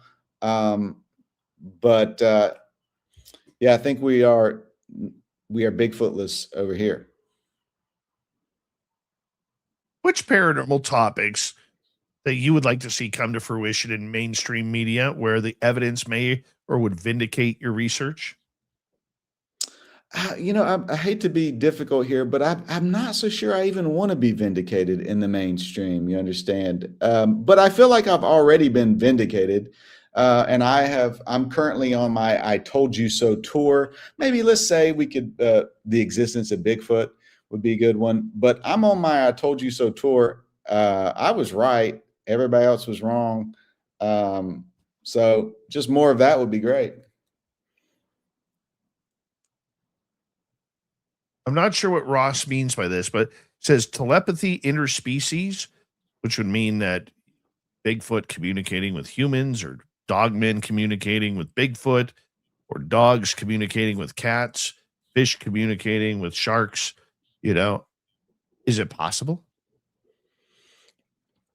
Well, that's what my little pet theory on psychic Bigfoot is, that it is helping human species get more comfortable with sort of entering a intergalactic sort of civilization, because people say, oh, you know, government, just tell us the truth. Okay, sure. They tell us the truth that, okay, it's like Star Trek or something. No one can accept that. So the idea is Bigfoot is helping us prepare for that, is my theory. And they would do that through telepathy, because I mean, you know, how are we going to learn that weird samurai language? I don't, you know, that's going to be impossible. Have you ever heard it? Just on the, you know, recordings or whatever. Yeah. That's what sparked us in 2018 to our location. We were there doing a paranormal investigation. We went in behind the crash site into a meadow, and all of a sudden we hear, and I looked at my buddy Merle and I'm like, did you hear that? He goes, yep. Oh man. Then it happened again. Right. And we were like, okay. Didn't even put 2 and 2 together until about 8 months later. I replayed the Sierra sounds. And I was like, holy cow, that's exactly what we heard. And I called up my buddy Merle and I'm like, you're not going to believe this, but check out the Sierra sounds. And he's like, oh, dude, that's what we heard. Weird. And he goes, where was this taken? Because he's a paranormal investigator, not a cryptid guy. I said, that was recorded in the Sierra Nevadas in California, I think 1976 or 74, whenever it was. He's like, oh, man, that is cool. But that's how it started for us at that location, 2018. Nice. Yeah. So if you ever get a chance to hear them, it's pretty cool. It's pretty cool. And at another location that I have, we actually got a Ric Flair type treatment after having a sighting of a 10-footer. And like 15 minutes after we sighted him, his buddy was way off in the background. We could hear him totally Ric Flairing, woo, in the background, right? And, you know, a lot of skeptic people will say, like in my area, Matt, oh, it's just other people. It's just other people. I live in a town of like 2,000, 2,500 people, and I'm 30 miles into the forest. It's just circus performers, you know? That's right. That's right. Yeah, that's right. 2 minutes to go, Matt. What do you want us to learn? What do you want the public to know? If I be so bold, I would encourage people to get more into the practice, as it were. I think this phenomena is deadly serious. I know we're having fun, but I think it's deadly serious. We can have fun with it, but I don't think it's just frivolous. I think there's a real how about this? If you want to navigate this weird wide world, get more into the weird. And that's what I say in the book. Research your own high strangeness hotspot in your neck of the woods, because they are there. Engage with it. Get out in the woods. Try to find these magical squirrels. Do a spiritual practice. Also, I want to encourage people to be hopeful. I very much believe in positive timeline, and let's imagine we pull out of this thing, people. Let's imagine that we end up on the most positive timeline, because we can be pessimistic. If you want me to be pessimistic, bring me on next time. I'll be so dark for 2 hours, your head will spin. So being optimistic is a choice, it's a psychological tool, a device. Let's be optimistic. Isn't this amazing world we live in? We have magical squirrels and Bigfoot. Everything's going to be okay, people. I love it. I would love to have you back on. Where can people find your book? On Amazon, My Cosmic Trigger. And also it's a Trine Day book, so you can get it from the Trine Day website. Also, my Substack is where you get all my updated writings and stuff. It's saliceofthewake.substack.com. Matt, what a pleasure having you on Spaced Out for the first time. Definitely not going to be the last. We need you back. So we're going to stay in touch. A lot of love to you, your family over in Turkey. And thank you for coming on the show. Coming up next on Spaced Out Radio, when we get into hour number 3, Swamp Dweller's going to kick things off. Then the ever handsome Grant Baker will be here for the UFO report. A busy hour 3 is next. You're listening to Spaced Out Radio with your host, Dave Scott.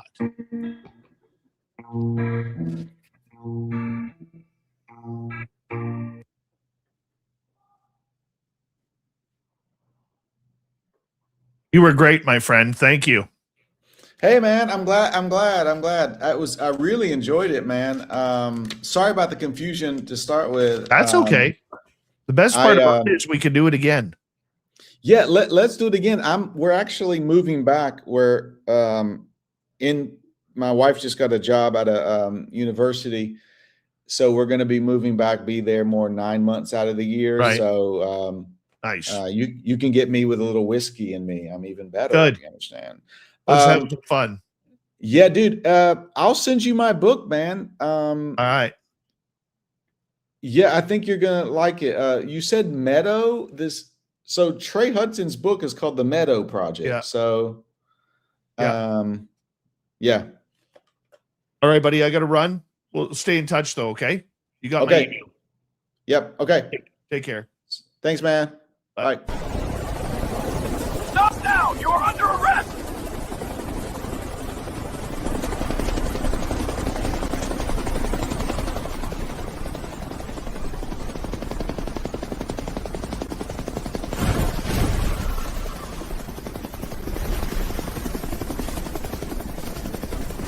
Hands up! Don't move!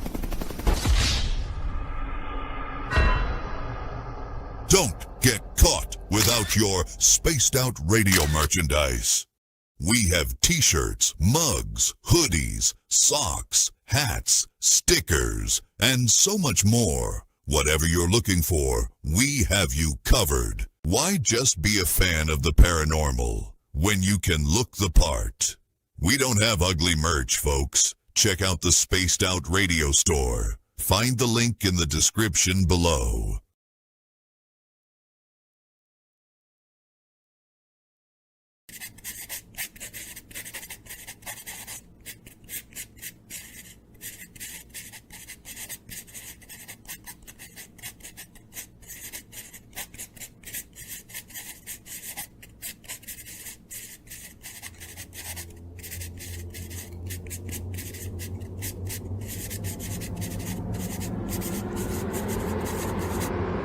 Dirty filth.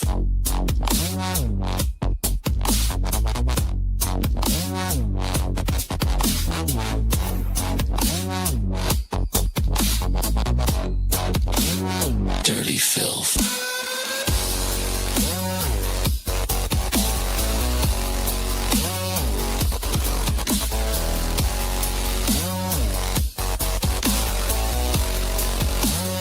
Dirty filth.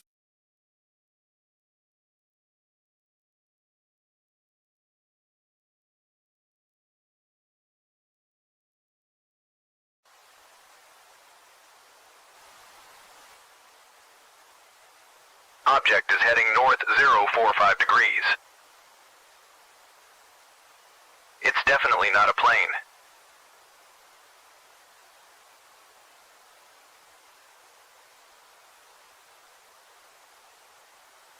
It seems to be tethered to something.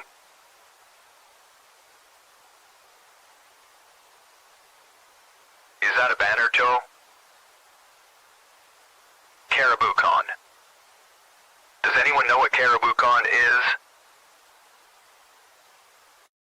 Caribou Con, one of the BC Caribou region's best-kept secrets. Until now. Join our panel of renowned paranormal experts for a weekend of fun and intriguing presentations. Go to cariboucon.com to book or inquire now.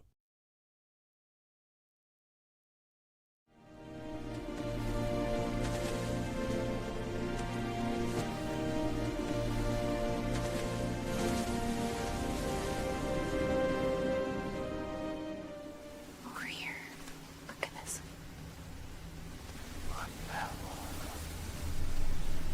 Discover Spaced Out Radio on all your favorite platforms. We're live every single night with the best in UFOs, cryptids, paranormal, and the unexplained. And you can find us on all your favorite platforms. Head over to Instagram for behind the scenes and daily weirdness, TikTok for quick mind-bending clips, Facebook for community discussions, and X for real-time updates and hot takes.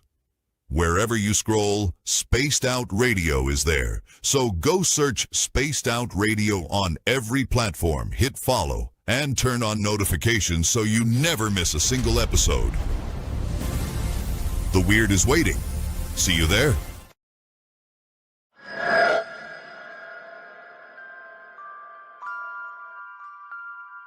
The McNeil House is one of several buildings at the 108-mile heritage site said to be haunted by spirits of a time long forgotten. But would you stay the night?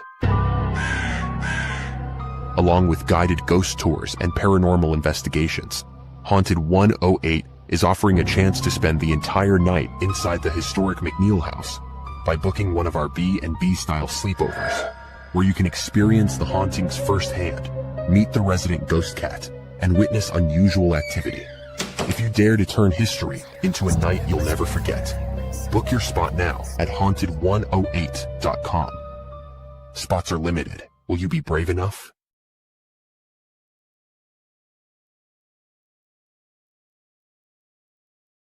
All right, let's bring in Grant Baker because we love the Grantavius one here. Get you to unmute.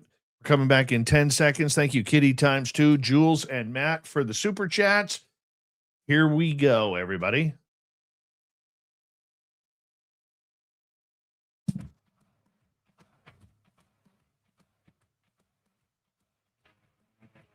This is hour number 3 of Spaced Out Radio tonight. Good to have you with us. My name is Dave Scott. We always appreciate you tuning us on in wherever you are on this beautiful planet we call Earth. Hello to everyone listening in on our terrestrial affiliates around North America, digitally on every major podcast network. Our website, spacedoutradio.com. We have a plethora of features for you. Rock out to Bumblefoot, read the news wire, check out our swag as well. You can follow us on X at Spaced Out Radio, Instagram at Spaced Out Radio Show, and on Patreon in the Space Travelers Club. The Desert Clam has set the password for tonight in the SOR Space Travelers Club. What do you got for us tonight, Clam? It is ichthyocoprolite. Ichthyocoprolite is your password.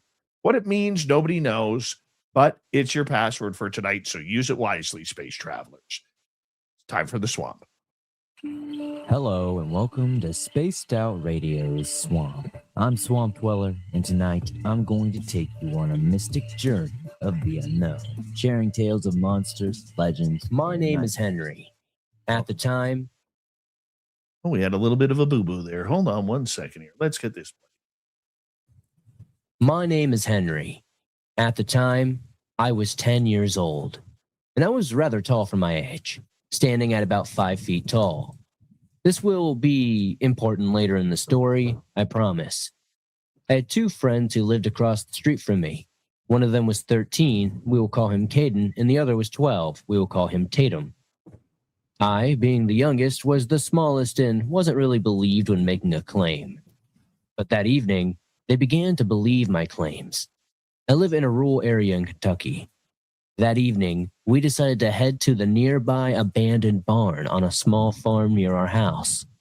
This was soon to be one of the worst nights of my entire existence. We jumped the fence and traipsed through the woods. This is the point where I felt a slight urge to run the other way and to not be in the woods anymore. But I figured it was just the ambient feeling of being in the woods in the pitch dark. The feeling left as soon as we hit the clearing where the ominous barn and its surrounding tool shed were. We ran into the barn so as not to be seen by the property owner. As we entered the barn, we noticed 5 chests stacked on top of each other. 4 of them were locked with giant industrial-like locks. I noticed the top one was unlocked, though, so I opened it. But before I did, we had to talk about it. We had to determine that it was fine. After some back and forth and bickering, we decided, let's just do it. Boy, were we entirely wrong. We all 3 opened it at the same time because it was heavy. It was at this moment that everything just felt wrong. The box's contents consisted of feathers resembling human hair and bones. The barn began to creak and groan. There was a small black cat that resided in the barn. We heard it screaming outside, meowing at us, but it sounded demonic. We looked into the shed, and that's when we saw it. A 10-foot, tall, dusty brown-looking man. It had what looked like a gas mask on it. It's hard to explain. It had a balloon in one hand and a bat in the other. It looked malnourished, like the skin and dirty clothes would peel off at any second. It never moved a centimeter. It just was there, frozen, staring at us. We froze in fear as well. The dread intensified. The barn shook on its boards, and we all counted down from 3, and on 2, we all ran. But I don't think the thing ever moved. But the dread follows me to this day. Now, I still wonder all these years later, what the heck was that thing?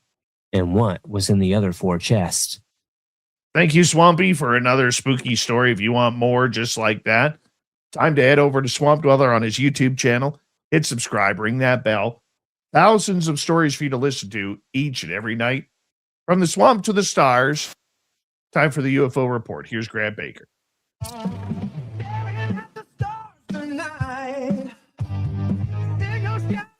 In the sky, Grant's got the stories breaking through. What hidden now comes into view. From distant lights to secret files, mystery tracks on mountain miles. Latest news, truth revealed. Every signal slowly peeled. So tune in close, don't miss the facts. UFO facts, we've got your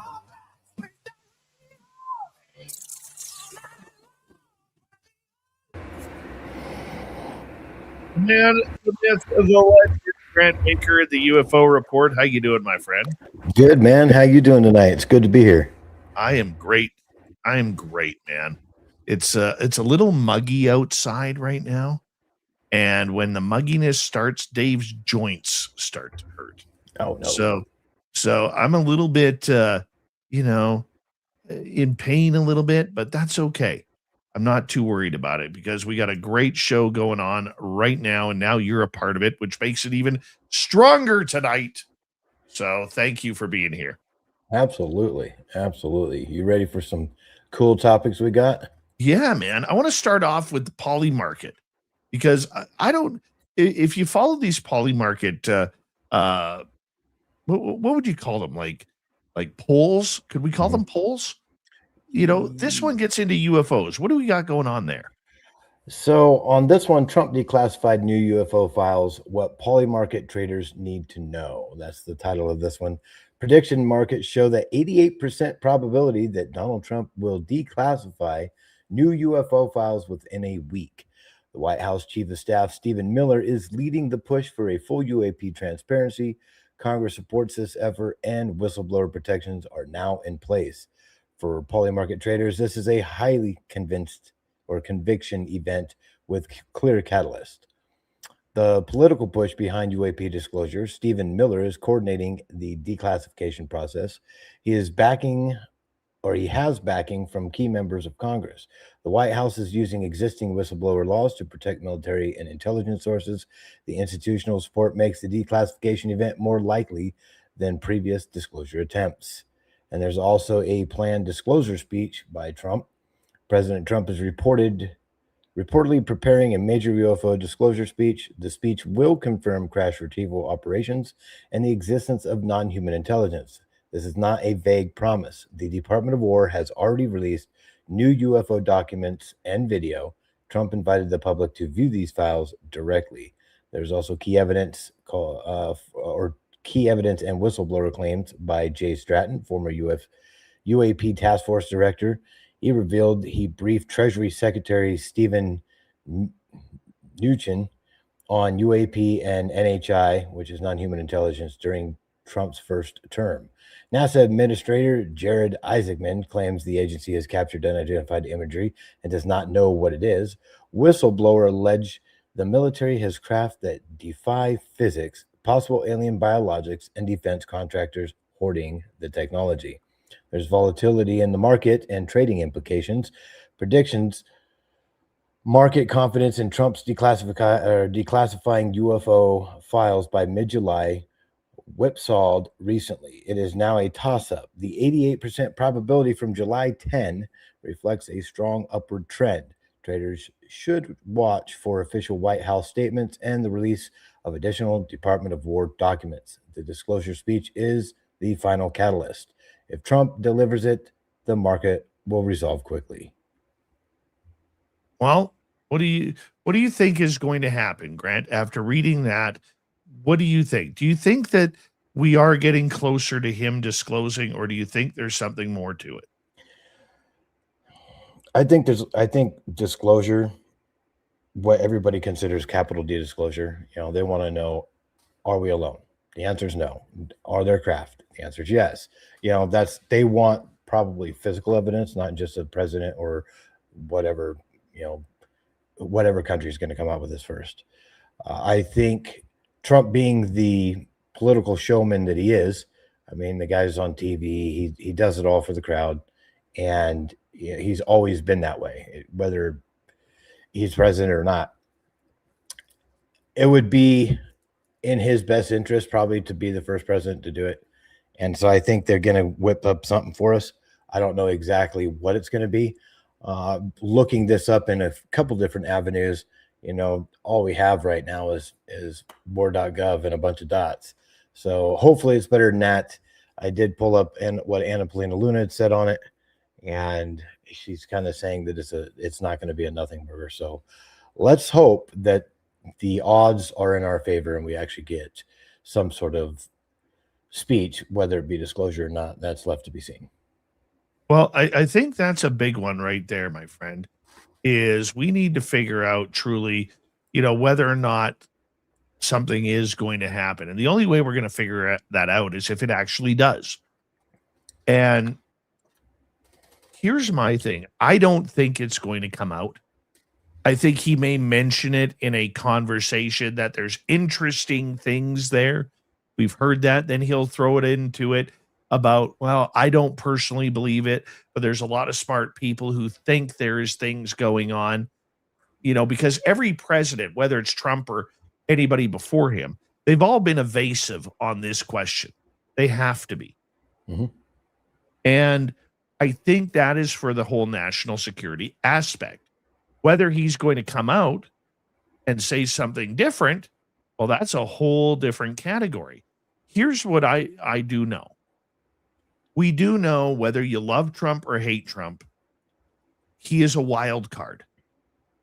And I wouldn't put it past him to come out and say, we've found things. We've found things that we cannot explain, where they may not come from here. But on the flip side, it is going to have to be followed up with evidence. He can come out and say it all he wants, but the public now is going to want to see proof. And whether or not they're able to bring that proof out, and not dots, not weather balloons, if they could bring the actual proof out, that's the game changer. Because right now it's just words and word jumble. That's exactly what it is. It's just smoke and mirrors. Always been smoke and mirrors, whether it's from the government, NASA, any of the other agencies like Bigelow or Lockheed. It's all smoke and mirrors. They're not going to let us have the good stuff, obviously. But I don't think that they need to give us, the high tech right off the bat. I don't think we actually need that right at the moment. We just want to know, are the things that we're seeing in the sky real craft? Are they from different dimensions, as Anna Polina Luna sometimes calls them? Or are they from here? Where are they from? Who are they? And are we really alone or not? And then after that, once that disclosure happens, then we can start moving or kicking the can down the road and getting more questions answered from them. Do you think the timeline is right? Where we're literally looking at, what are we looking at? Within the week? Because we haven't got any answers to when the next tranche of UFO files is coming out either. Right. I don't think it's going to be within next week. Excuse me, sorry. If they do that, it would surprise me. I mean, more power to them. It'd be great if they did. I think they're going to wait until it lines up with some other agenda that they have going on. When it comes to trusting the government to do what they say they're going to do, I'm on the fence with that one. I'm on the fence with it too. Let's move on here, because I know you have a lot of topics to get to tonight. Well, this one's actually really interesting. I was going to try to. I think here I sent it to you. The Annapolina Luna. I didn't know if you wanted to. If we're bring it on able. in. Yeah. So I sent it to you on Messenger real quick, and it is a link on X, and it's actually what she says in an interview about the drops. It's about a little over a minute long. I don't know if we can bring that up here because while I'm getting that set up. Kind of explain what we're doing. Yeah, so Annapolina Luna, Representative Annapolina Luna, was in an interview, and above it, of course, everything resets every time you do this, but she's explaining, they're asking her, are these real aliens? She's like, well, I like to call them, I don't call them aliens. I like to call them interdimensional beings and stuff. And it's really interesting because she does actually talk about the drops as well. Well, let's get to it right now. Yep. Let's go. So the interdimensional beings is what our witnesses will call these things. I have seen evidence in a skiff that leads me to believe there are things we cannot explain, and I have observed things that are of non-human origin and creation. That's my opinion. Again, but there has been a declassification order from the president, and you will see as soon as that stuff comes up. Right. So do you think that the American public's going to be super surprised when this comes out, or is it going to be a bit of a nothing burger? Well, I don't think it'll be a nothing burger, but, we're not going to tell the American people what to make of it. But I think, when, again, you saw my last hearing that I did with the task force where there was some footage that was entered into the archive, and it's pretty shocking for people. I don't know much tech that can deflect a Hellfire missile. I don't know about you. But, I think So that's what do the you type think? of footage that you'll see. So what do you, if you had to just make a decision now about whether there really were, I guess, aliens moving among us with their strange machines that have all sorts of powers, do you think that's plausible? I don't call them aliens, and I don't know what these things are that they're using, right? But I think that there's stuff that we have witnessed as members of Congress, been briefed on that we cannot explain. And I will leave it at that because that's going to be coming out soon. And I think that the American people will have many of their questions answered. But, there's stuff declassified years ago out of the Pentagon, multiple videos, Tic Tacs. I think Tucker Carlson family actually had shown one of the videos. It looked like a pyramid that was flying around. And, people see it. They're like, yep, we knew it. And then they move on. So I don't think that, the earth is going to stop moving. But I think that for a lot of people that are paying attention, it's just confirmation of kind of something that we already suspected. Beautiful. So exactly. And here's what I took away from this based off the declassified files that they're trying to come out with. The timing, she even says, I wouldn't call them aliens. I use the term interdimensional beings. You will find out soon. So hopefully it's within the next week or two. The fact that she calls them interdimensional beings and she sticks with that, it's very interesting to me. I'd like to know why or what she's seen in the skiffs that they, whatever pictures, videos, whatever they showed her, it'd be really interesting to see if that's what these are. If they're interdimensional, it's not going to change my mind. That means we're still not alone. But the fact that she says, I've seen evidence in a skiff that leads me to believe there are things we cannot explain. I have observed things that are of non-human origin and creation. That's my opinion. So she has observed, she's seen things that are not of human creation or origin. Well, look, I love how open Luna has been with this. I love how open that Burchett and Burleson have been with this. Even Nancy Mace, even though she's kind of stepped back a little bit at this time. I love it. I think it's great. But you have to remember that if you can't get that evidence out, stop talking about it. Nope. Okay? Because it's like the boy who cried wolf, Grant. Eventually, you're going to turn people out. And when the actual information or incident happens, then we're going to all of a sudden be like, well, who cares? Who cares? What's going on? We don't care. you're probably lying again or covering something up. That's what sucks about this. That's why I can't stand it when okay, it's coming out soon. What is soon? Is soon a week from now? Is it 3 months from now? Is it 4 years from now? What is soon? Soon is a very vague word, Grant. It is. It's not like it's coming out next week or it's coming out on the 23rd of July. Yeah, soon is very vague. You were correct. And the thing is you hear a lot of talk. I mean, we all focused on 2027 when everybody was talking about it. That still could be considered soon. Like next year, that's pretty soon. It's not waiting for a video game that you got to wait 10 years before they make another one. Oh, come on. Grand Theft Auto isn't that bad, is it? Hey, Elder Scrolls and Grand Theft Auto. It took them forever. Grand Theft Auto's coming out in November, so I'm okay with that. At least my kids are. How long has it been since the last Grand Theft Auto? 2015, something like that. I haven't played Grand Theft Auto since the original. Oh, the down one? Yeah, that's great. Yeah.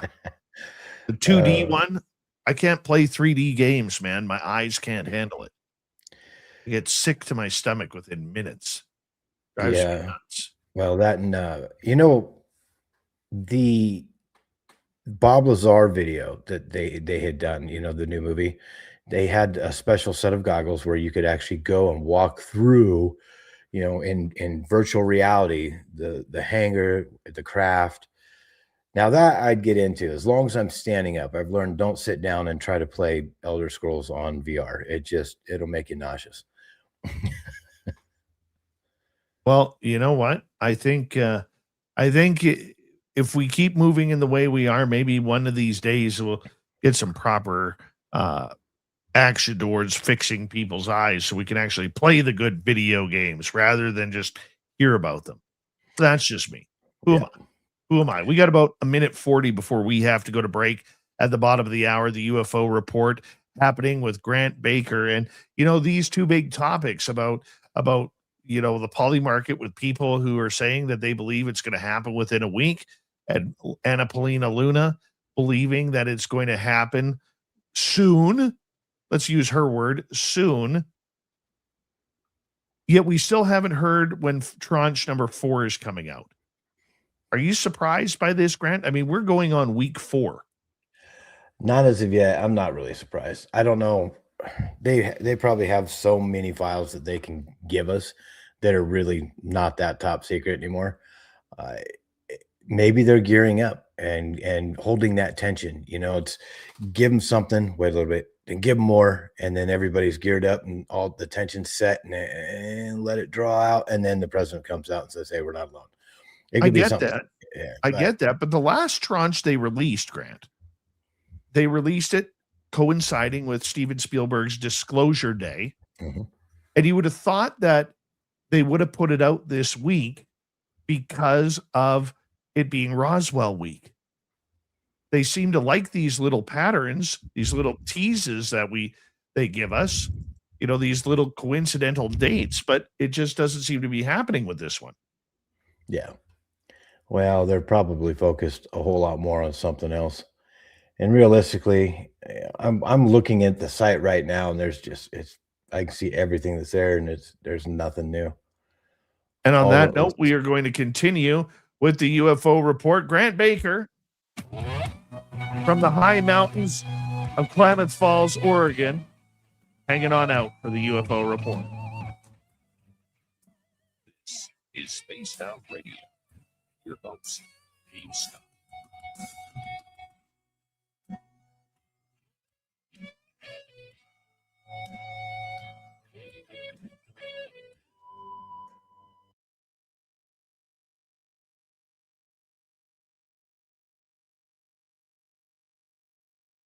All right, we're clear. Sweet. I'm gonna go grab another water bottle. Hey, you do that. Hey, everybody wants to know where your missing guitar is. Now it's bugging me. Thanks to you guys, it's bugging me.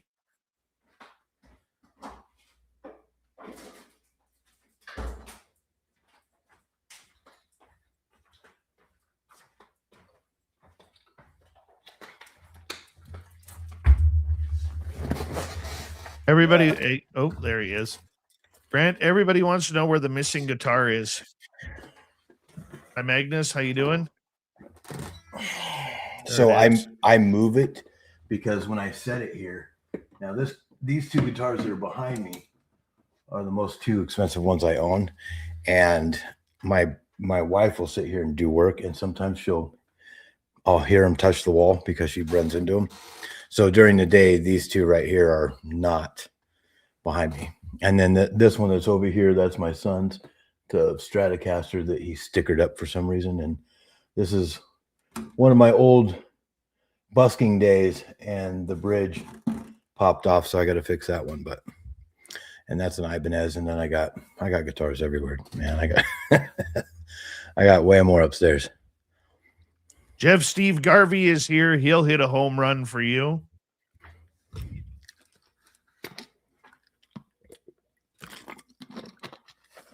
Coors Banquet. Haven't had one of those in a long time. I had this giant knot in my back earlier.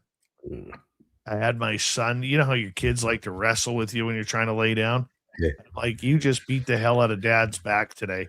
Just go for it. Drop an elbow on me. Do whatever you need to do. He's like, "Are you serious?" I'm like, "Yeah, man." Yeah. Pyramid 7, how you doing?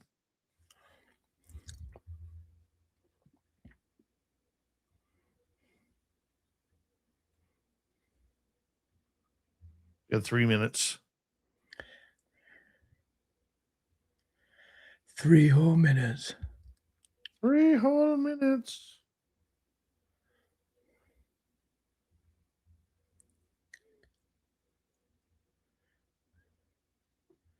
Wow, Jules is on a good one today. Jules is amazing. Everybody that's part of the SR crew and everybody that listens to us is amazing. Yeah. I would agree. Even you. Blackthorn, how you doing? Even you, Grant. Except when you shave your mustache. Oh, Then I'm you're a going jerk. I'm going back to full beard. Oh, nice. Yeah, well, I gotta catch up to you, man. I need to trim mine down. Well, mine's so spotty. This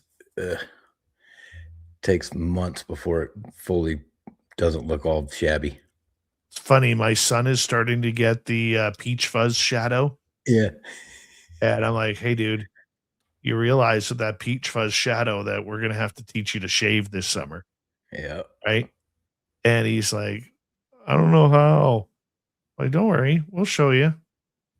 You know, we'll show you how to do it." Yep. And then his little upper lip, I remember the first time I shaved, feels weird. Remember that, like that rubbery feeling, Yeah. or it's like a tight feeling. Robert Anthony, how you doing?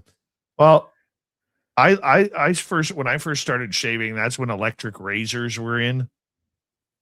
And I always felt like I would go like this after a while and you'd still feel the stubble. Mm-hmm. You'd be like, "Oh, I don't like that." And then I switched to the razor blade. Yeah. Gillette Mach E's or Mach 3s. That's what I use. Yeah. And I got a snap-on handle for it. Like, oh, nice. Yeah. So I'm gonna have to go get him one and kind of go from there. It's kind of cool, actually. Oh yeah. I don't quite have as many as Jimmy Church. He has more guitars than I do. But I think I got like 15 maybe guitars right now. Thank you to Kitty Cattywack ×2, Matthew, and Luscious Jules for the super chats. Greatly appreciate your love of SOR. And we're coming back in 20 seconds. 15. Grant, we're at 10 seconds. Oh, what are we going to do? I don't know. I do play. We're at 5 seconds.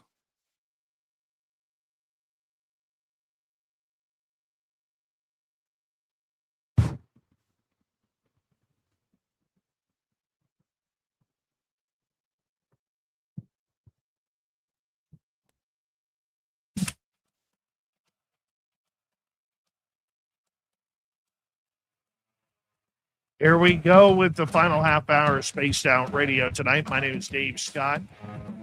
Let's bring in Grant Baker, UFO Report, going on right now. Grant, take us to our next story that the public needs to know about. Oh, we got a good one coming out right now. So this is a very interesting one. Pastor Joseph Z.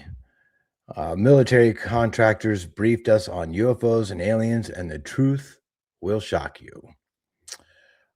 So Z stands for Zupets, and this is a quote from him. They began to share with us, hey, it's coming. But here's the deception, he explained. The deception is the narrative will change from we're not alone in their universe to we have a message for you. And the message is going to be, we have come to enlighten your consciousness. The Bible's close, but here's the full message. Speaking on Katie Pulvich tonight, the pastor described a closed-door gathering in Nashville where government contractors showed images of what appeared to be aliens to him and other faith leaders. Now, we touched on this before as well. And he also stated, we didn't fall apart like a $2 suitcase or start shaking, Zupets recalled. It did indeed get my attention. You know, we're in a world where you can falsify just about anything through digital augmentation or whatever. He urged Christians to remain vigilant against what he described as potential false prophecies. Zupets also noted that mysterious lights trailed his plane on the way home from the briefing. So this clip or summary captures a very specific narrative that's popular within certain subsets of the Christian ufology prophecy movement. And so Pastor Z, or Joseph Zupets, is weaving together like government disclosure, high-tech deception, and also biblical prophecies. And there is a core narrative here. You know, the pastor isn't arguing that aliens don't exist. So he didn't say anything like that, or even that the government is hiding friendly space neighbors. Instead, he's warning about a cosmic deception, which we'll get to Blue Beam here in just a minute. And he had a bait and switch ideas where he's claiming that the narrative will shift from scientific discovery, like we're not alone, to a spiritual intervention, which is we have a message to enlighten you. And there's also kind of a religious threat in this, because in his views, these aliens will present like a message that sounds almost biblical, but subtly like twist scripture to offer a higher consciousness. So in theology, this alien signs and all this aligns with warnings about a great delusion or a false prophet appearing in the end times to deceive believers. And that's kind of the area that he's basing his beliefs on. There is he talked about closed door briefings here. So he mentions being shown images by military contractors at the gathering in Nashville. And the contractors, I didn't say who they were, but private defense contractors and aerospace executives have long been a fixture of the UFO lore, like companies like Lockheed Martin, Bigelow Aerospace. I mean, they're often rumored in these circles to hold, retrieved materials. I don't know about the biologics on that part, though.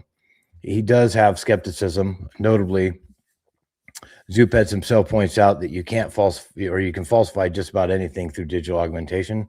I mean, even while using the meeting to build authority for his message, he leaves room for the idea that aliens shown to him might be a high-tech hoax, which is a common theory in our circles, often tied to Project Bluebeam. And some people call it a conspiracy, but there's a theory about a fake holographic alien invasion used to install like a new world order. And that's been around for years. Then the really kind of one of the cool things, though, we call it the hitchhiker effect. So he mentioned of mysterious lights trailing his plane, which is his quote. Now, this is a classic trope in UFO paranormal testimonies. In ufology, this is often referred to as the hitchhiker effect, the idea that once you investigate or are briefed on these phenomena, they follow you home. And from a psychological standpoint, someone who just left a high-intensity meeting about extraterrestrials, I mean, this is you're naturally going to be hyper-vigilant and more likely to see things because you're now more aware of what's going on around you, but you can also misidentify them. Like if you see Starlink clusters, whatever kind of atmospheric phenomenon that exists out there, or even reflections out the plane window. But you start seeing those and like, hey man, what was that? And then he went into like a broader religious context on this as well.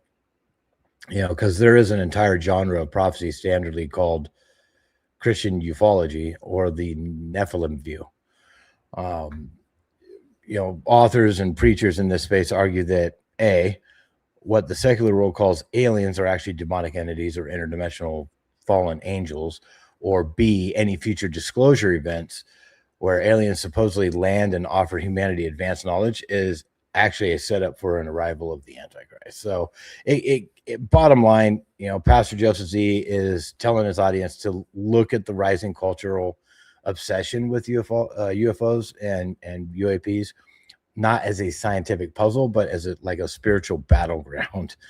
And his message to his father is simply, you know, no matter what the government reveals and no matter what these entities claim, strictly stick to the text of the Bible or whatever they're reading. And so that is the breakdown of what he's saying in my view. We keep hearing about these meetings with the religious leaders. I wonder how they're choosing them. Are they choosing them on popularity? Are they choosing them on the size of their clergy and their patrons? Are they using them as super churches? You know, like what do they call those people who are on television?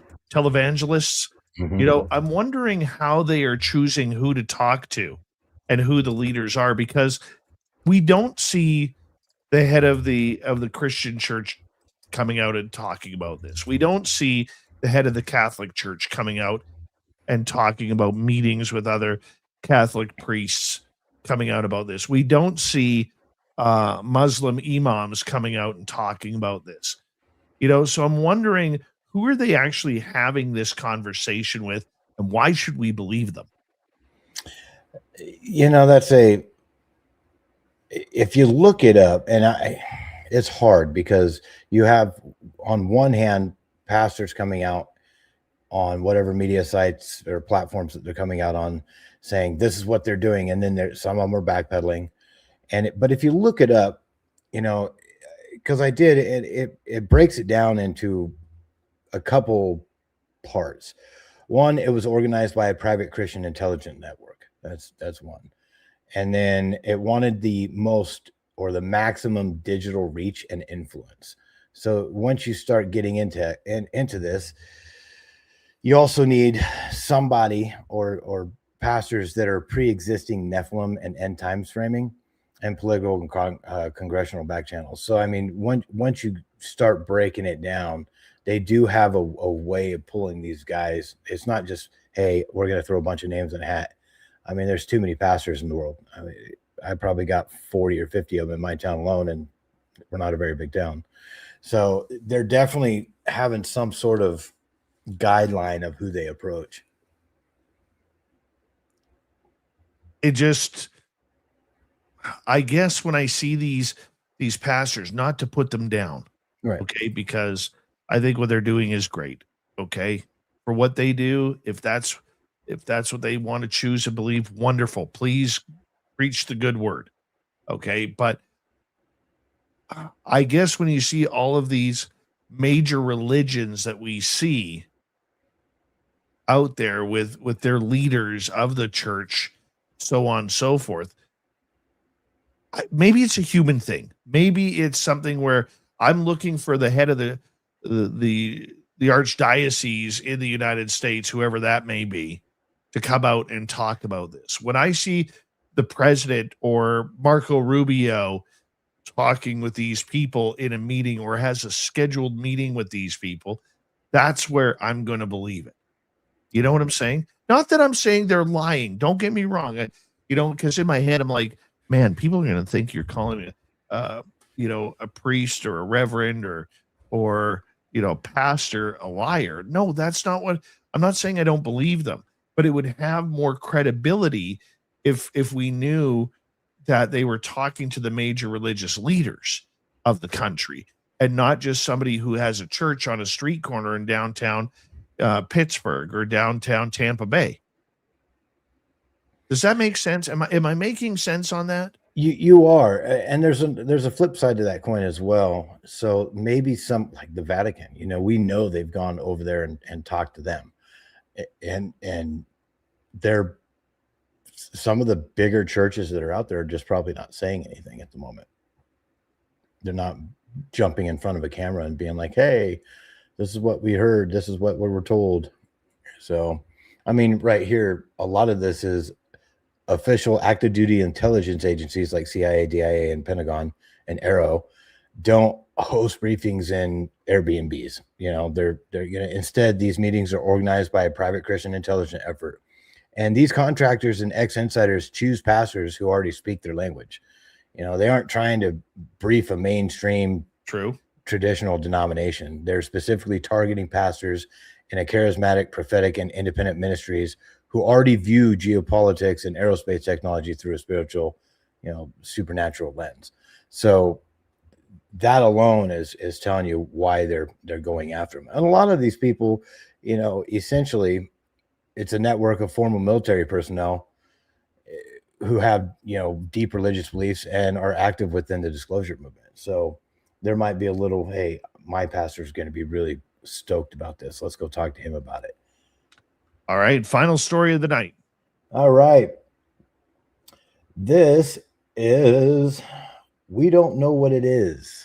That's how this is titled. NASA Administrator Jared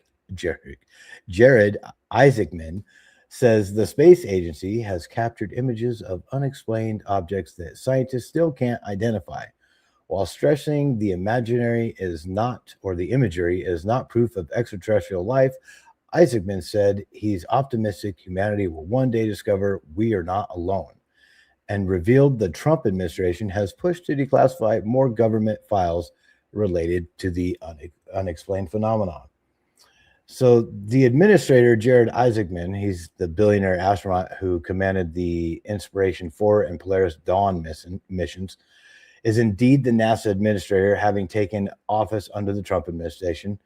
And this is drawing from recent public remarks and interviews from where Isaacman had discussed the ongoing evaluations of anomalous data. So realistically, they've been doing this a lot. NASA, I have my own acronym for it, or what it means. When he says we don't know what it is, this is like a literal statement of fact, not an admission of aliens. NASA regularly captures imagery via satellite, space telescopes, high altitude sensors, balloons that contain visual anomalies, glares, sensor errors, and identifiable or unidentifiable debris. Calling it unexplained or unidentified simply means the scientific review hasn't yielded a definitive match yet. And Isaacman is explicitly qualifying his statement so it isn't spun into a conspiracy. NASA's position remains strictly scientific. Unidentified does not mean extraterrestrial, and they have gone down that route. Like quite a few years ago, they spent $100,000, whole lot of money. Yeah. You know what? I mean, here's the thing. Okay. Is he in complete denial? Like, did he not see the first couple of tranches that absolutely show that NASA has been lying and covering up this topic for a long time? For him to sit here and give any credence to his friends, getting vacation money in that $100,000, which equaled out to about, I believe, around $8,000 a person. So I think there were 12 people or 14 people who took part in that. If you think for a second that he's going to take that study seriously and even quote that, there's still BS on the doorstep of NASA's entryways. Yeah. There's a bag of BS there, a brown paper bag, and somebody needs to light that bag on fire. Let the UFO smell ooze out and into their offices, because that study was a farce. They were laughing about the idea that there was no UFO files found that they looked really hard. Wow. FBI found them pretty quick when they released them in the first tranches about the astronauts talking about what they were seeing. Okay. Darcy Weir on his Forbidden Knowledge documentary about NASA found it pretty easily. And that's all public content. So the fact that he is still playing the game that says, well, we don't really know. We've got these anomalous objects, but we're not sure what they are, and all of this. The stupid part about it is, Grant, people are going to believe him. Yeah. Hook, People are line, going and to sinker. believe him. And the media, if you look at any of those reports, okay, or that interview happened on Fox News. Okay. If you believe any of those reports, you can sit there and watch the journalists asking the question. They didn't ask what's in your closet. They didn't ask anything about the tranches, about people, whether it's Buzz Aldrin or Cooper or anybody else from Apollo 11 to Apollo 17. They didn't ask anybody else, what did you see? What did the X-15 pilots see? What did the X-1 pilots see? Why are you covering this up? Your $100,000 study was just protecting your butts, giving your friends vacation money. Okay. And then you got Mike Gold, the hero of NASA, the beggar of NASA, trying to hit up Congress for money, still trying to hit up Congress for money, saying, if you fund us, we can find it. You already have it, you moron. Sorry, I don't mean to insult the man. I've never met him. Sure, he's a nice guy. Okay. You already had him. Where's your technology? Where are your files? Where's your reports? How can independent people get them and you can't? Yeah. It's wild. Frustrating. Well, I mean, it was a slap in the face when they did that back then for $100,000. I mean, I don't remember, or I know they were above 20 billion in yearly budgets at that point. I mean, last year alone, they were at 24.8. This year, they were at $24.4 billion. You have a little bit of money, more than 100,000 to spend on this. And it was just a show, like a smoke show. Oh, we're looking into it. Man, you guys have the data. There's a reason why I say NASA means never a straight answer. It's because that's exactly what they give us. They give us malarkey. And it's so frustrating. I have no respect for NASA at all. Nor should anybody. If people want to get to the bottom of this, you can sit there and talk about Trump. You can talk about Luna. You can talk about any of the politicians, because this subject has been very bipartisan, which is still impressive. Okay. Why does NASA get off scot-free? Why are they Teflon Don in this whole scenario? Why has the media not gone over to NASA and said, what's going on here? You said there's nothing there, Jeff or Jared McIsaac or Isaacman, whatever your name is. Okay. Why are you not telling the truth? What is the real story? Help us out here, because we're a little blinded by the fact that all of this information is public, like the astronauts and their transcripts from what they are seeing in space. Audio has been made. Okay. Is that real or is that Memorex? Right? And look, I'm not naive enough to realize, and you aren't either. Okay, we're not stupid. We're not foolish enough to realize that there's the public persona of NASA, which everybody loves. And then there's the defense part of NASA, which nobody ever acknowledges. And we're talking about the defense part of NASA here. That they are, for a lack of a better term, another military organization. When you're putting up satellites in space, that's pretty much a military organization, loosely. Okay. But they're doing the military's work. Yep. Hey, Jared Isaacman, how many satellites do you have pointing away from Earth outside of Hubble and the other big guy? Right? How many satellites are there? There's actually quite a few, and a lot of them are a lot further out than people understand. Especially some of the ones that are looking at the sun. They're kind of out there, way out in orbit. But yeah, the biggest ones are, you know, the Hubble, James Webb, and Hubble Space Telescopes. But that's what I'm saying is how many are looking for UFOs, watching things come in? There's probably quite a few that we're just not being told about them. Bingo. Yeah. Bingo. You're absolutely right, Grant. That's the point I'm getting at. Where are you getting the images from, Jared? Okay. Are they coming from the moon? From your people on the moon? You want to believe that conspiracy? Or are they coming from your satellites that are pointing away from Earth? Tell us about it. Grant, thank you for another amazing UFO report. That's why we love you. Grant Baker, everybody from the UFO report. As we say hello to Mr. Ron Bumblefoot Thal. Rocket in the background with Little Brother is watching. Bumblefoot is the official music of Spaced Out Radio.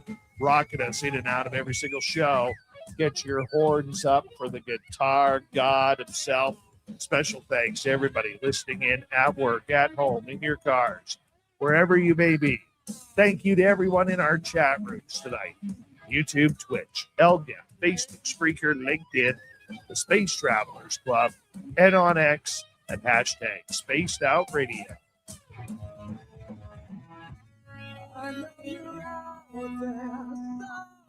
Remember, this show is copyright by Spaced Out Radio and Bigfoot Broadcasting Limited. Thank you so much for choosing to share your evening with us, because together, my friends, we're watching. We own the night. Mr. Bumblefoot, we need a favor. We need you to take us home.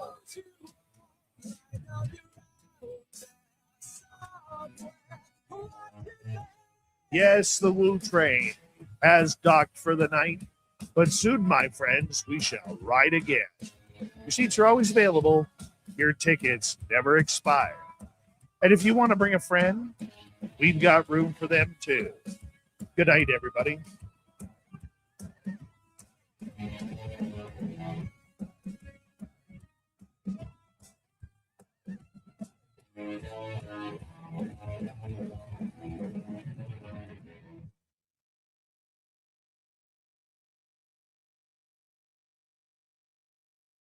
Good job, Grant Baker.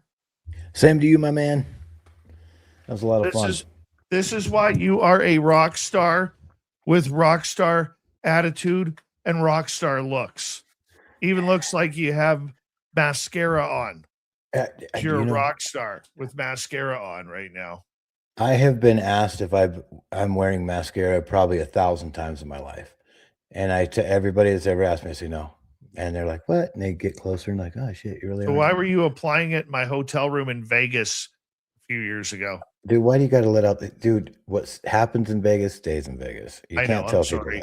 that. I should have shut up with that. That's fine. Well, that's now you know why I took my glasses off and left them there. True. That's true. I can vouch for that. Yep. I can totally vouch for that. That was a fun party though.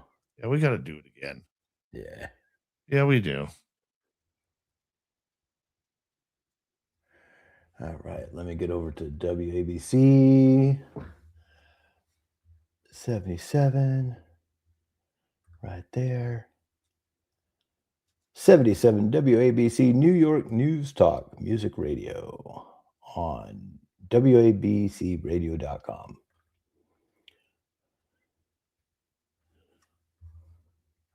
Only reason why I'd say that is because Dave's going to be on there in a minute. And I always Dave is going to be on there in a minute. Absolutely. Absolutely he is. So thank you tonight to Kitty Cattywack And Jules and Matt, we're having some troubles getting a hold of our guest for tomorrow night. So I'm not sure if he's going to make it or if we're going to have to do a shift on the fly, because sometimes that happens, people. That's what happens in a live radio. It happens. All right. So let's paste that. There we go. But we'll let you know who the guest is supposed to be is Patrick Jackson, UFO talk tomorrow night. So we'll let you know how that goes. We will. I'm going to sign off here because I got to get ready for show. So, and they're calling. Hey, buddy, I'm just wrapping up mine here.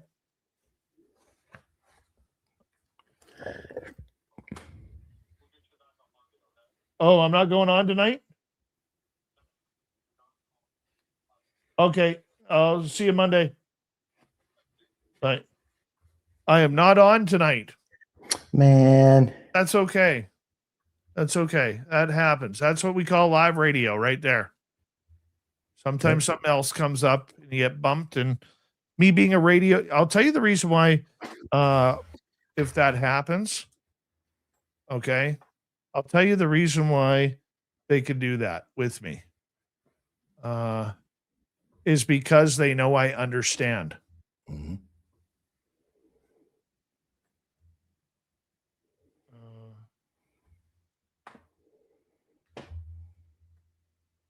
Why am I still going like that? Weird. Thanks, Area 51. There we go. All right, let me just steal the title here. 1 second, guys.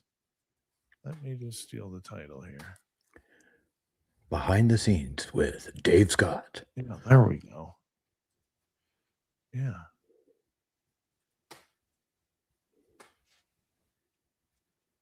Oh, frig's sakes.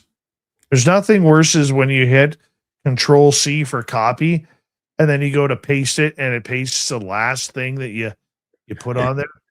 Now you have to redo everything again. It's like, you sons of bitches. Right? Been there many times. There we go. Now we can save that. All right. How's your leg? I'm walking a lot better. I'm in flip-flops finally. And tomorrow morning I go to my ortho to see if they'll put me under the knife again and get this stinking thing out of there so I can actually walk better and ride my motorcycle. I'm looking forward to that. That's a lot for goat, man. Yeah. Yeah. Well, I'd probably rather have what I'm going through now than gout. I'll tell you that, because gout doesn't go away. Man, that is true. Never want to have the flare happen. All right. Let's go. Where am I going here? I'm going. Okay, there we go. Now we're loaded up right there. All right. I have so many windows open right now. So many windows. Brent, tell the audience a story. I'll be right back. You got it. Tell them a story. Give me your Bigfoot story, because there's a lot of people who don't know your Bigfoot story. Oh, no way. Okay, all right. Well, that one's easy. So let's see. Moved in with my mom again when I was like 9. So down in Redding, California, which is below me right now, about 2 hours south of me. And I lived in a place called Buckeye. It's the Buckeye area of Redding. Well, it's just north of Redding. And we had a little house on a dirt road that's now paved. I've looked it up on the maps, and there's a lot of development that's been in this area. But behind me was kind of like a canyon, a lot of red dirt and a lot of manzanita bushes. So one day I'm quite a ways behind the house. I mean, I'm not with, I can see the house, but I'm pretty far out there squatting down, playing G.I. Joes. And I had a little Red Ryder BB gun right next to me, a little pump action one. My mom would let me have the gun, but not the pellets or the BBs, because it just wasn't that cool. And there was kind of like a little clearing, maybe 50 feet wide where I was sitting in, and it's all manzanita. And I had this weird, like, I couldn't hear anything. I mean, I could hear, but there was no noise, and that caught my attention. And so I look up and I kind of look around, and I look to my left, and there's a manzanita bush there, but I see legs. So obviously, being pretty young, I looked up, and this thing is head and shoulders with the top of the tree. I mean, the tree is like right at his shoulders, and he was looking out over it, but I could see through the tree because that time of year, the manzanita bush didn't have a lot of leaves on it. And so you could see through the tree. And this thing was looking right at me. I mean, we locked eyes for a few seconds, and I'm like, what the heck is this thing? The interesting thing about it is a lot of the, Sasquatches that you see, the Patty Gimlin film, it's brown or they're black. They're, kind of heavy set. This thing was none of those. It forward-facing eyes, built like a brick shit house. And I mean, like, this thing had muscles like Arnold Schwarzenegger. It was athletic looking, but muscular. The hair on it was like a wolf, like pepper gray, and like somebody that's turned gray hair. And I've never seen something like that before. And so I didn't know what to do. And I figured, well, I'm going to try to scare it. And so I reached down and I visually watched his eyes as I reached down to grab the gun. His eyes went from my eyes to the gun and then back up to me. And then when I started standing up, it ran at a 45 from my left to in front of me at an angle, but it was going away. And what really, like, I thought this as a kid too. I'm like, wow, he's running really fast, but I couldn't hear him. Like I could barely make out any audible noise that he was even moving. And then once he got in front of me, he went straight away from me at that point. And here's the second thing that I noticed about it as well. When he ran straight away, like straight away from me, directly in front of me, I pumped it and made the sound of it going off, but he just kept running. It looked like he melted into the brush, into the manzanita and the trees that were out there as it was starting to go down. But it just looked like he melted. Weirdest thing I've ever seen. And so I literally run the opposite direction. I'm going back to the house now. And so I run into the kitchen, the back door of the kitchen, and I tell my mom, I said, I just seen Bigfoot. And she looked at me like, no, you didn't. And I said, I just seen Bigfoot. He's outside. And I told her the story. And she's like, they're not real. Leave it alone. So I was like, okay, whatever. I know what I saw. And so I, tell all my friends and stuff. Fast forward years until I'm a guest on the show. And before I came onto the show, I'd called my dad and I said, hey, this is what happened to me. Did you ever have any experiences with this? And he says, I never seen them, but I know you're telling the truth. And I said, well, why is that? And he goes, first off, your mom heard them a lot and she didn't want to believe in them.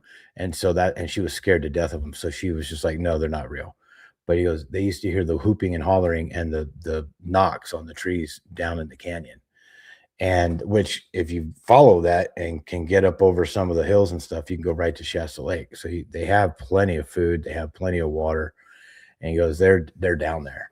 And that validated me from when I was a little kid.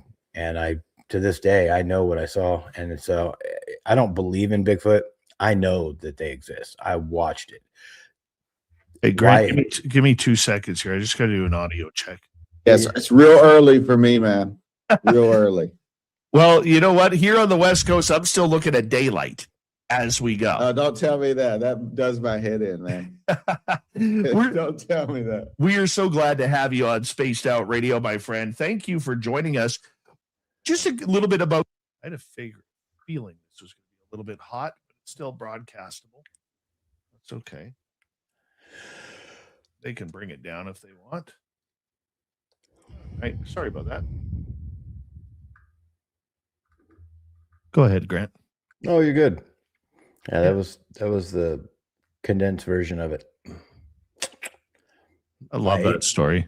Oh yeah, dude. Well, like every time I tell it to all my customers, like people would, because I always wear Bigfoot related stuff, and they're like, "Oh, yeah, do you believe in Bigfoot?" And I'm like, "No, I know he exists. I've seen him." And then they want to hear it. Now look at that gorgeous hair. It's getting long again. Yep. There it is. Mine doesn't really do that. Mine's all there. I'd love to have your color, though. You used to have this color. I totally did used to have that color a long time ago. Yeah, you got a picture out there on the interwebs. Makes you look like what's that actor? Gerard Butler. Not even close. Really? You hold on a second. You just hold on a second.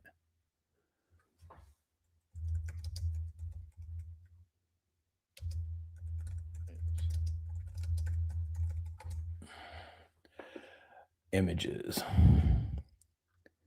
Must be it right there. I figured that. Let's go like this. Like Grant. Grant Baker. Yeah. How are you, Grant? Oh, gosh. You're looking mighty fine. Open my five. Uh-huh. Yeah, see, I found the image. So funny. Now let me get one of Gerard Butler. Oh, God. Dude, I'm telling you, come on, man. You do on that one. It's just, it's the What are you talking about? Yeah, no, I'll show here. Let me go to images. We're going to pull this one up here. Open. I want open image. Where's open image? Open image in new tab. There we go. Bam. Bless you. Holy mackerel. Boy, why did they make that such a big image? There we go.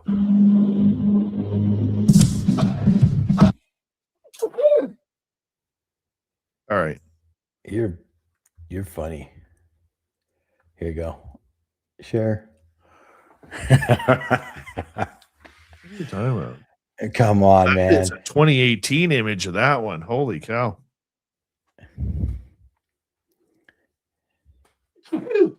Oh, excuse me.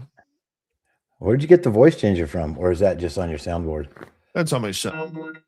See, I can do this voice too. That's killer. Yeah. Hi, Grant. All right.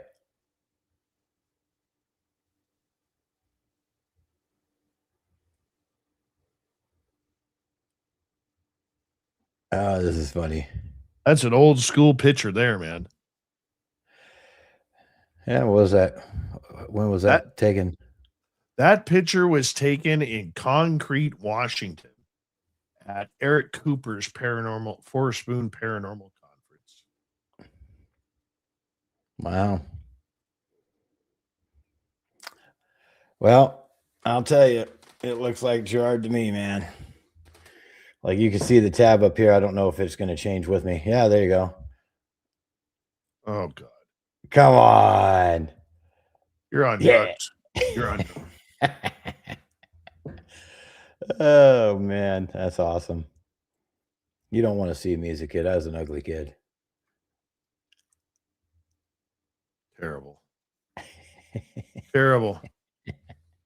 Back in the days when I was somewhat handsome. That's all right.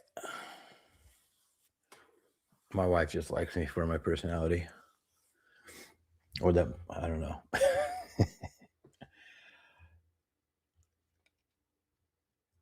Yeah, now I got to figure out how to do the voice changer of mine. That's killer. Mine's built right into my board. Oh, yeah? Yeah. Yeah, mine doesn't do that.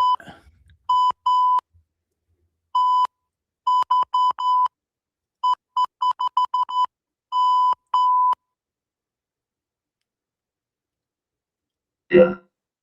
Yeah. What's this one? Hello? Hello. Hi, Grant. Hello? Hello? Sounds like Alvin and the Chipmunks there. That's awesome. Oh, team. You crickets. All right. Well, I'm gonna go grab my puppies, throw her outside, smoke break, get to Go, bed. buddy. You guys have a good night. You too. We'll tell you tomorrow night who's going to be on the show when we actually know. So you guys go have fun, get some sleep, relax, enjoy. And we will see you all tomorrow night, my friends. We will, I promise. Thank you, everybody, for tuning in. Thank you to Kitty Cattywack ×2, Matthew, and Jules. Don't forget to leave a comment after the show. Let us know what you think. We'll talk to you tomorrow night, everybody.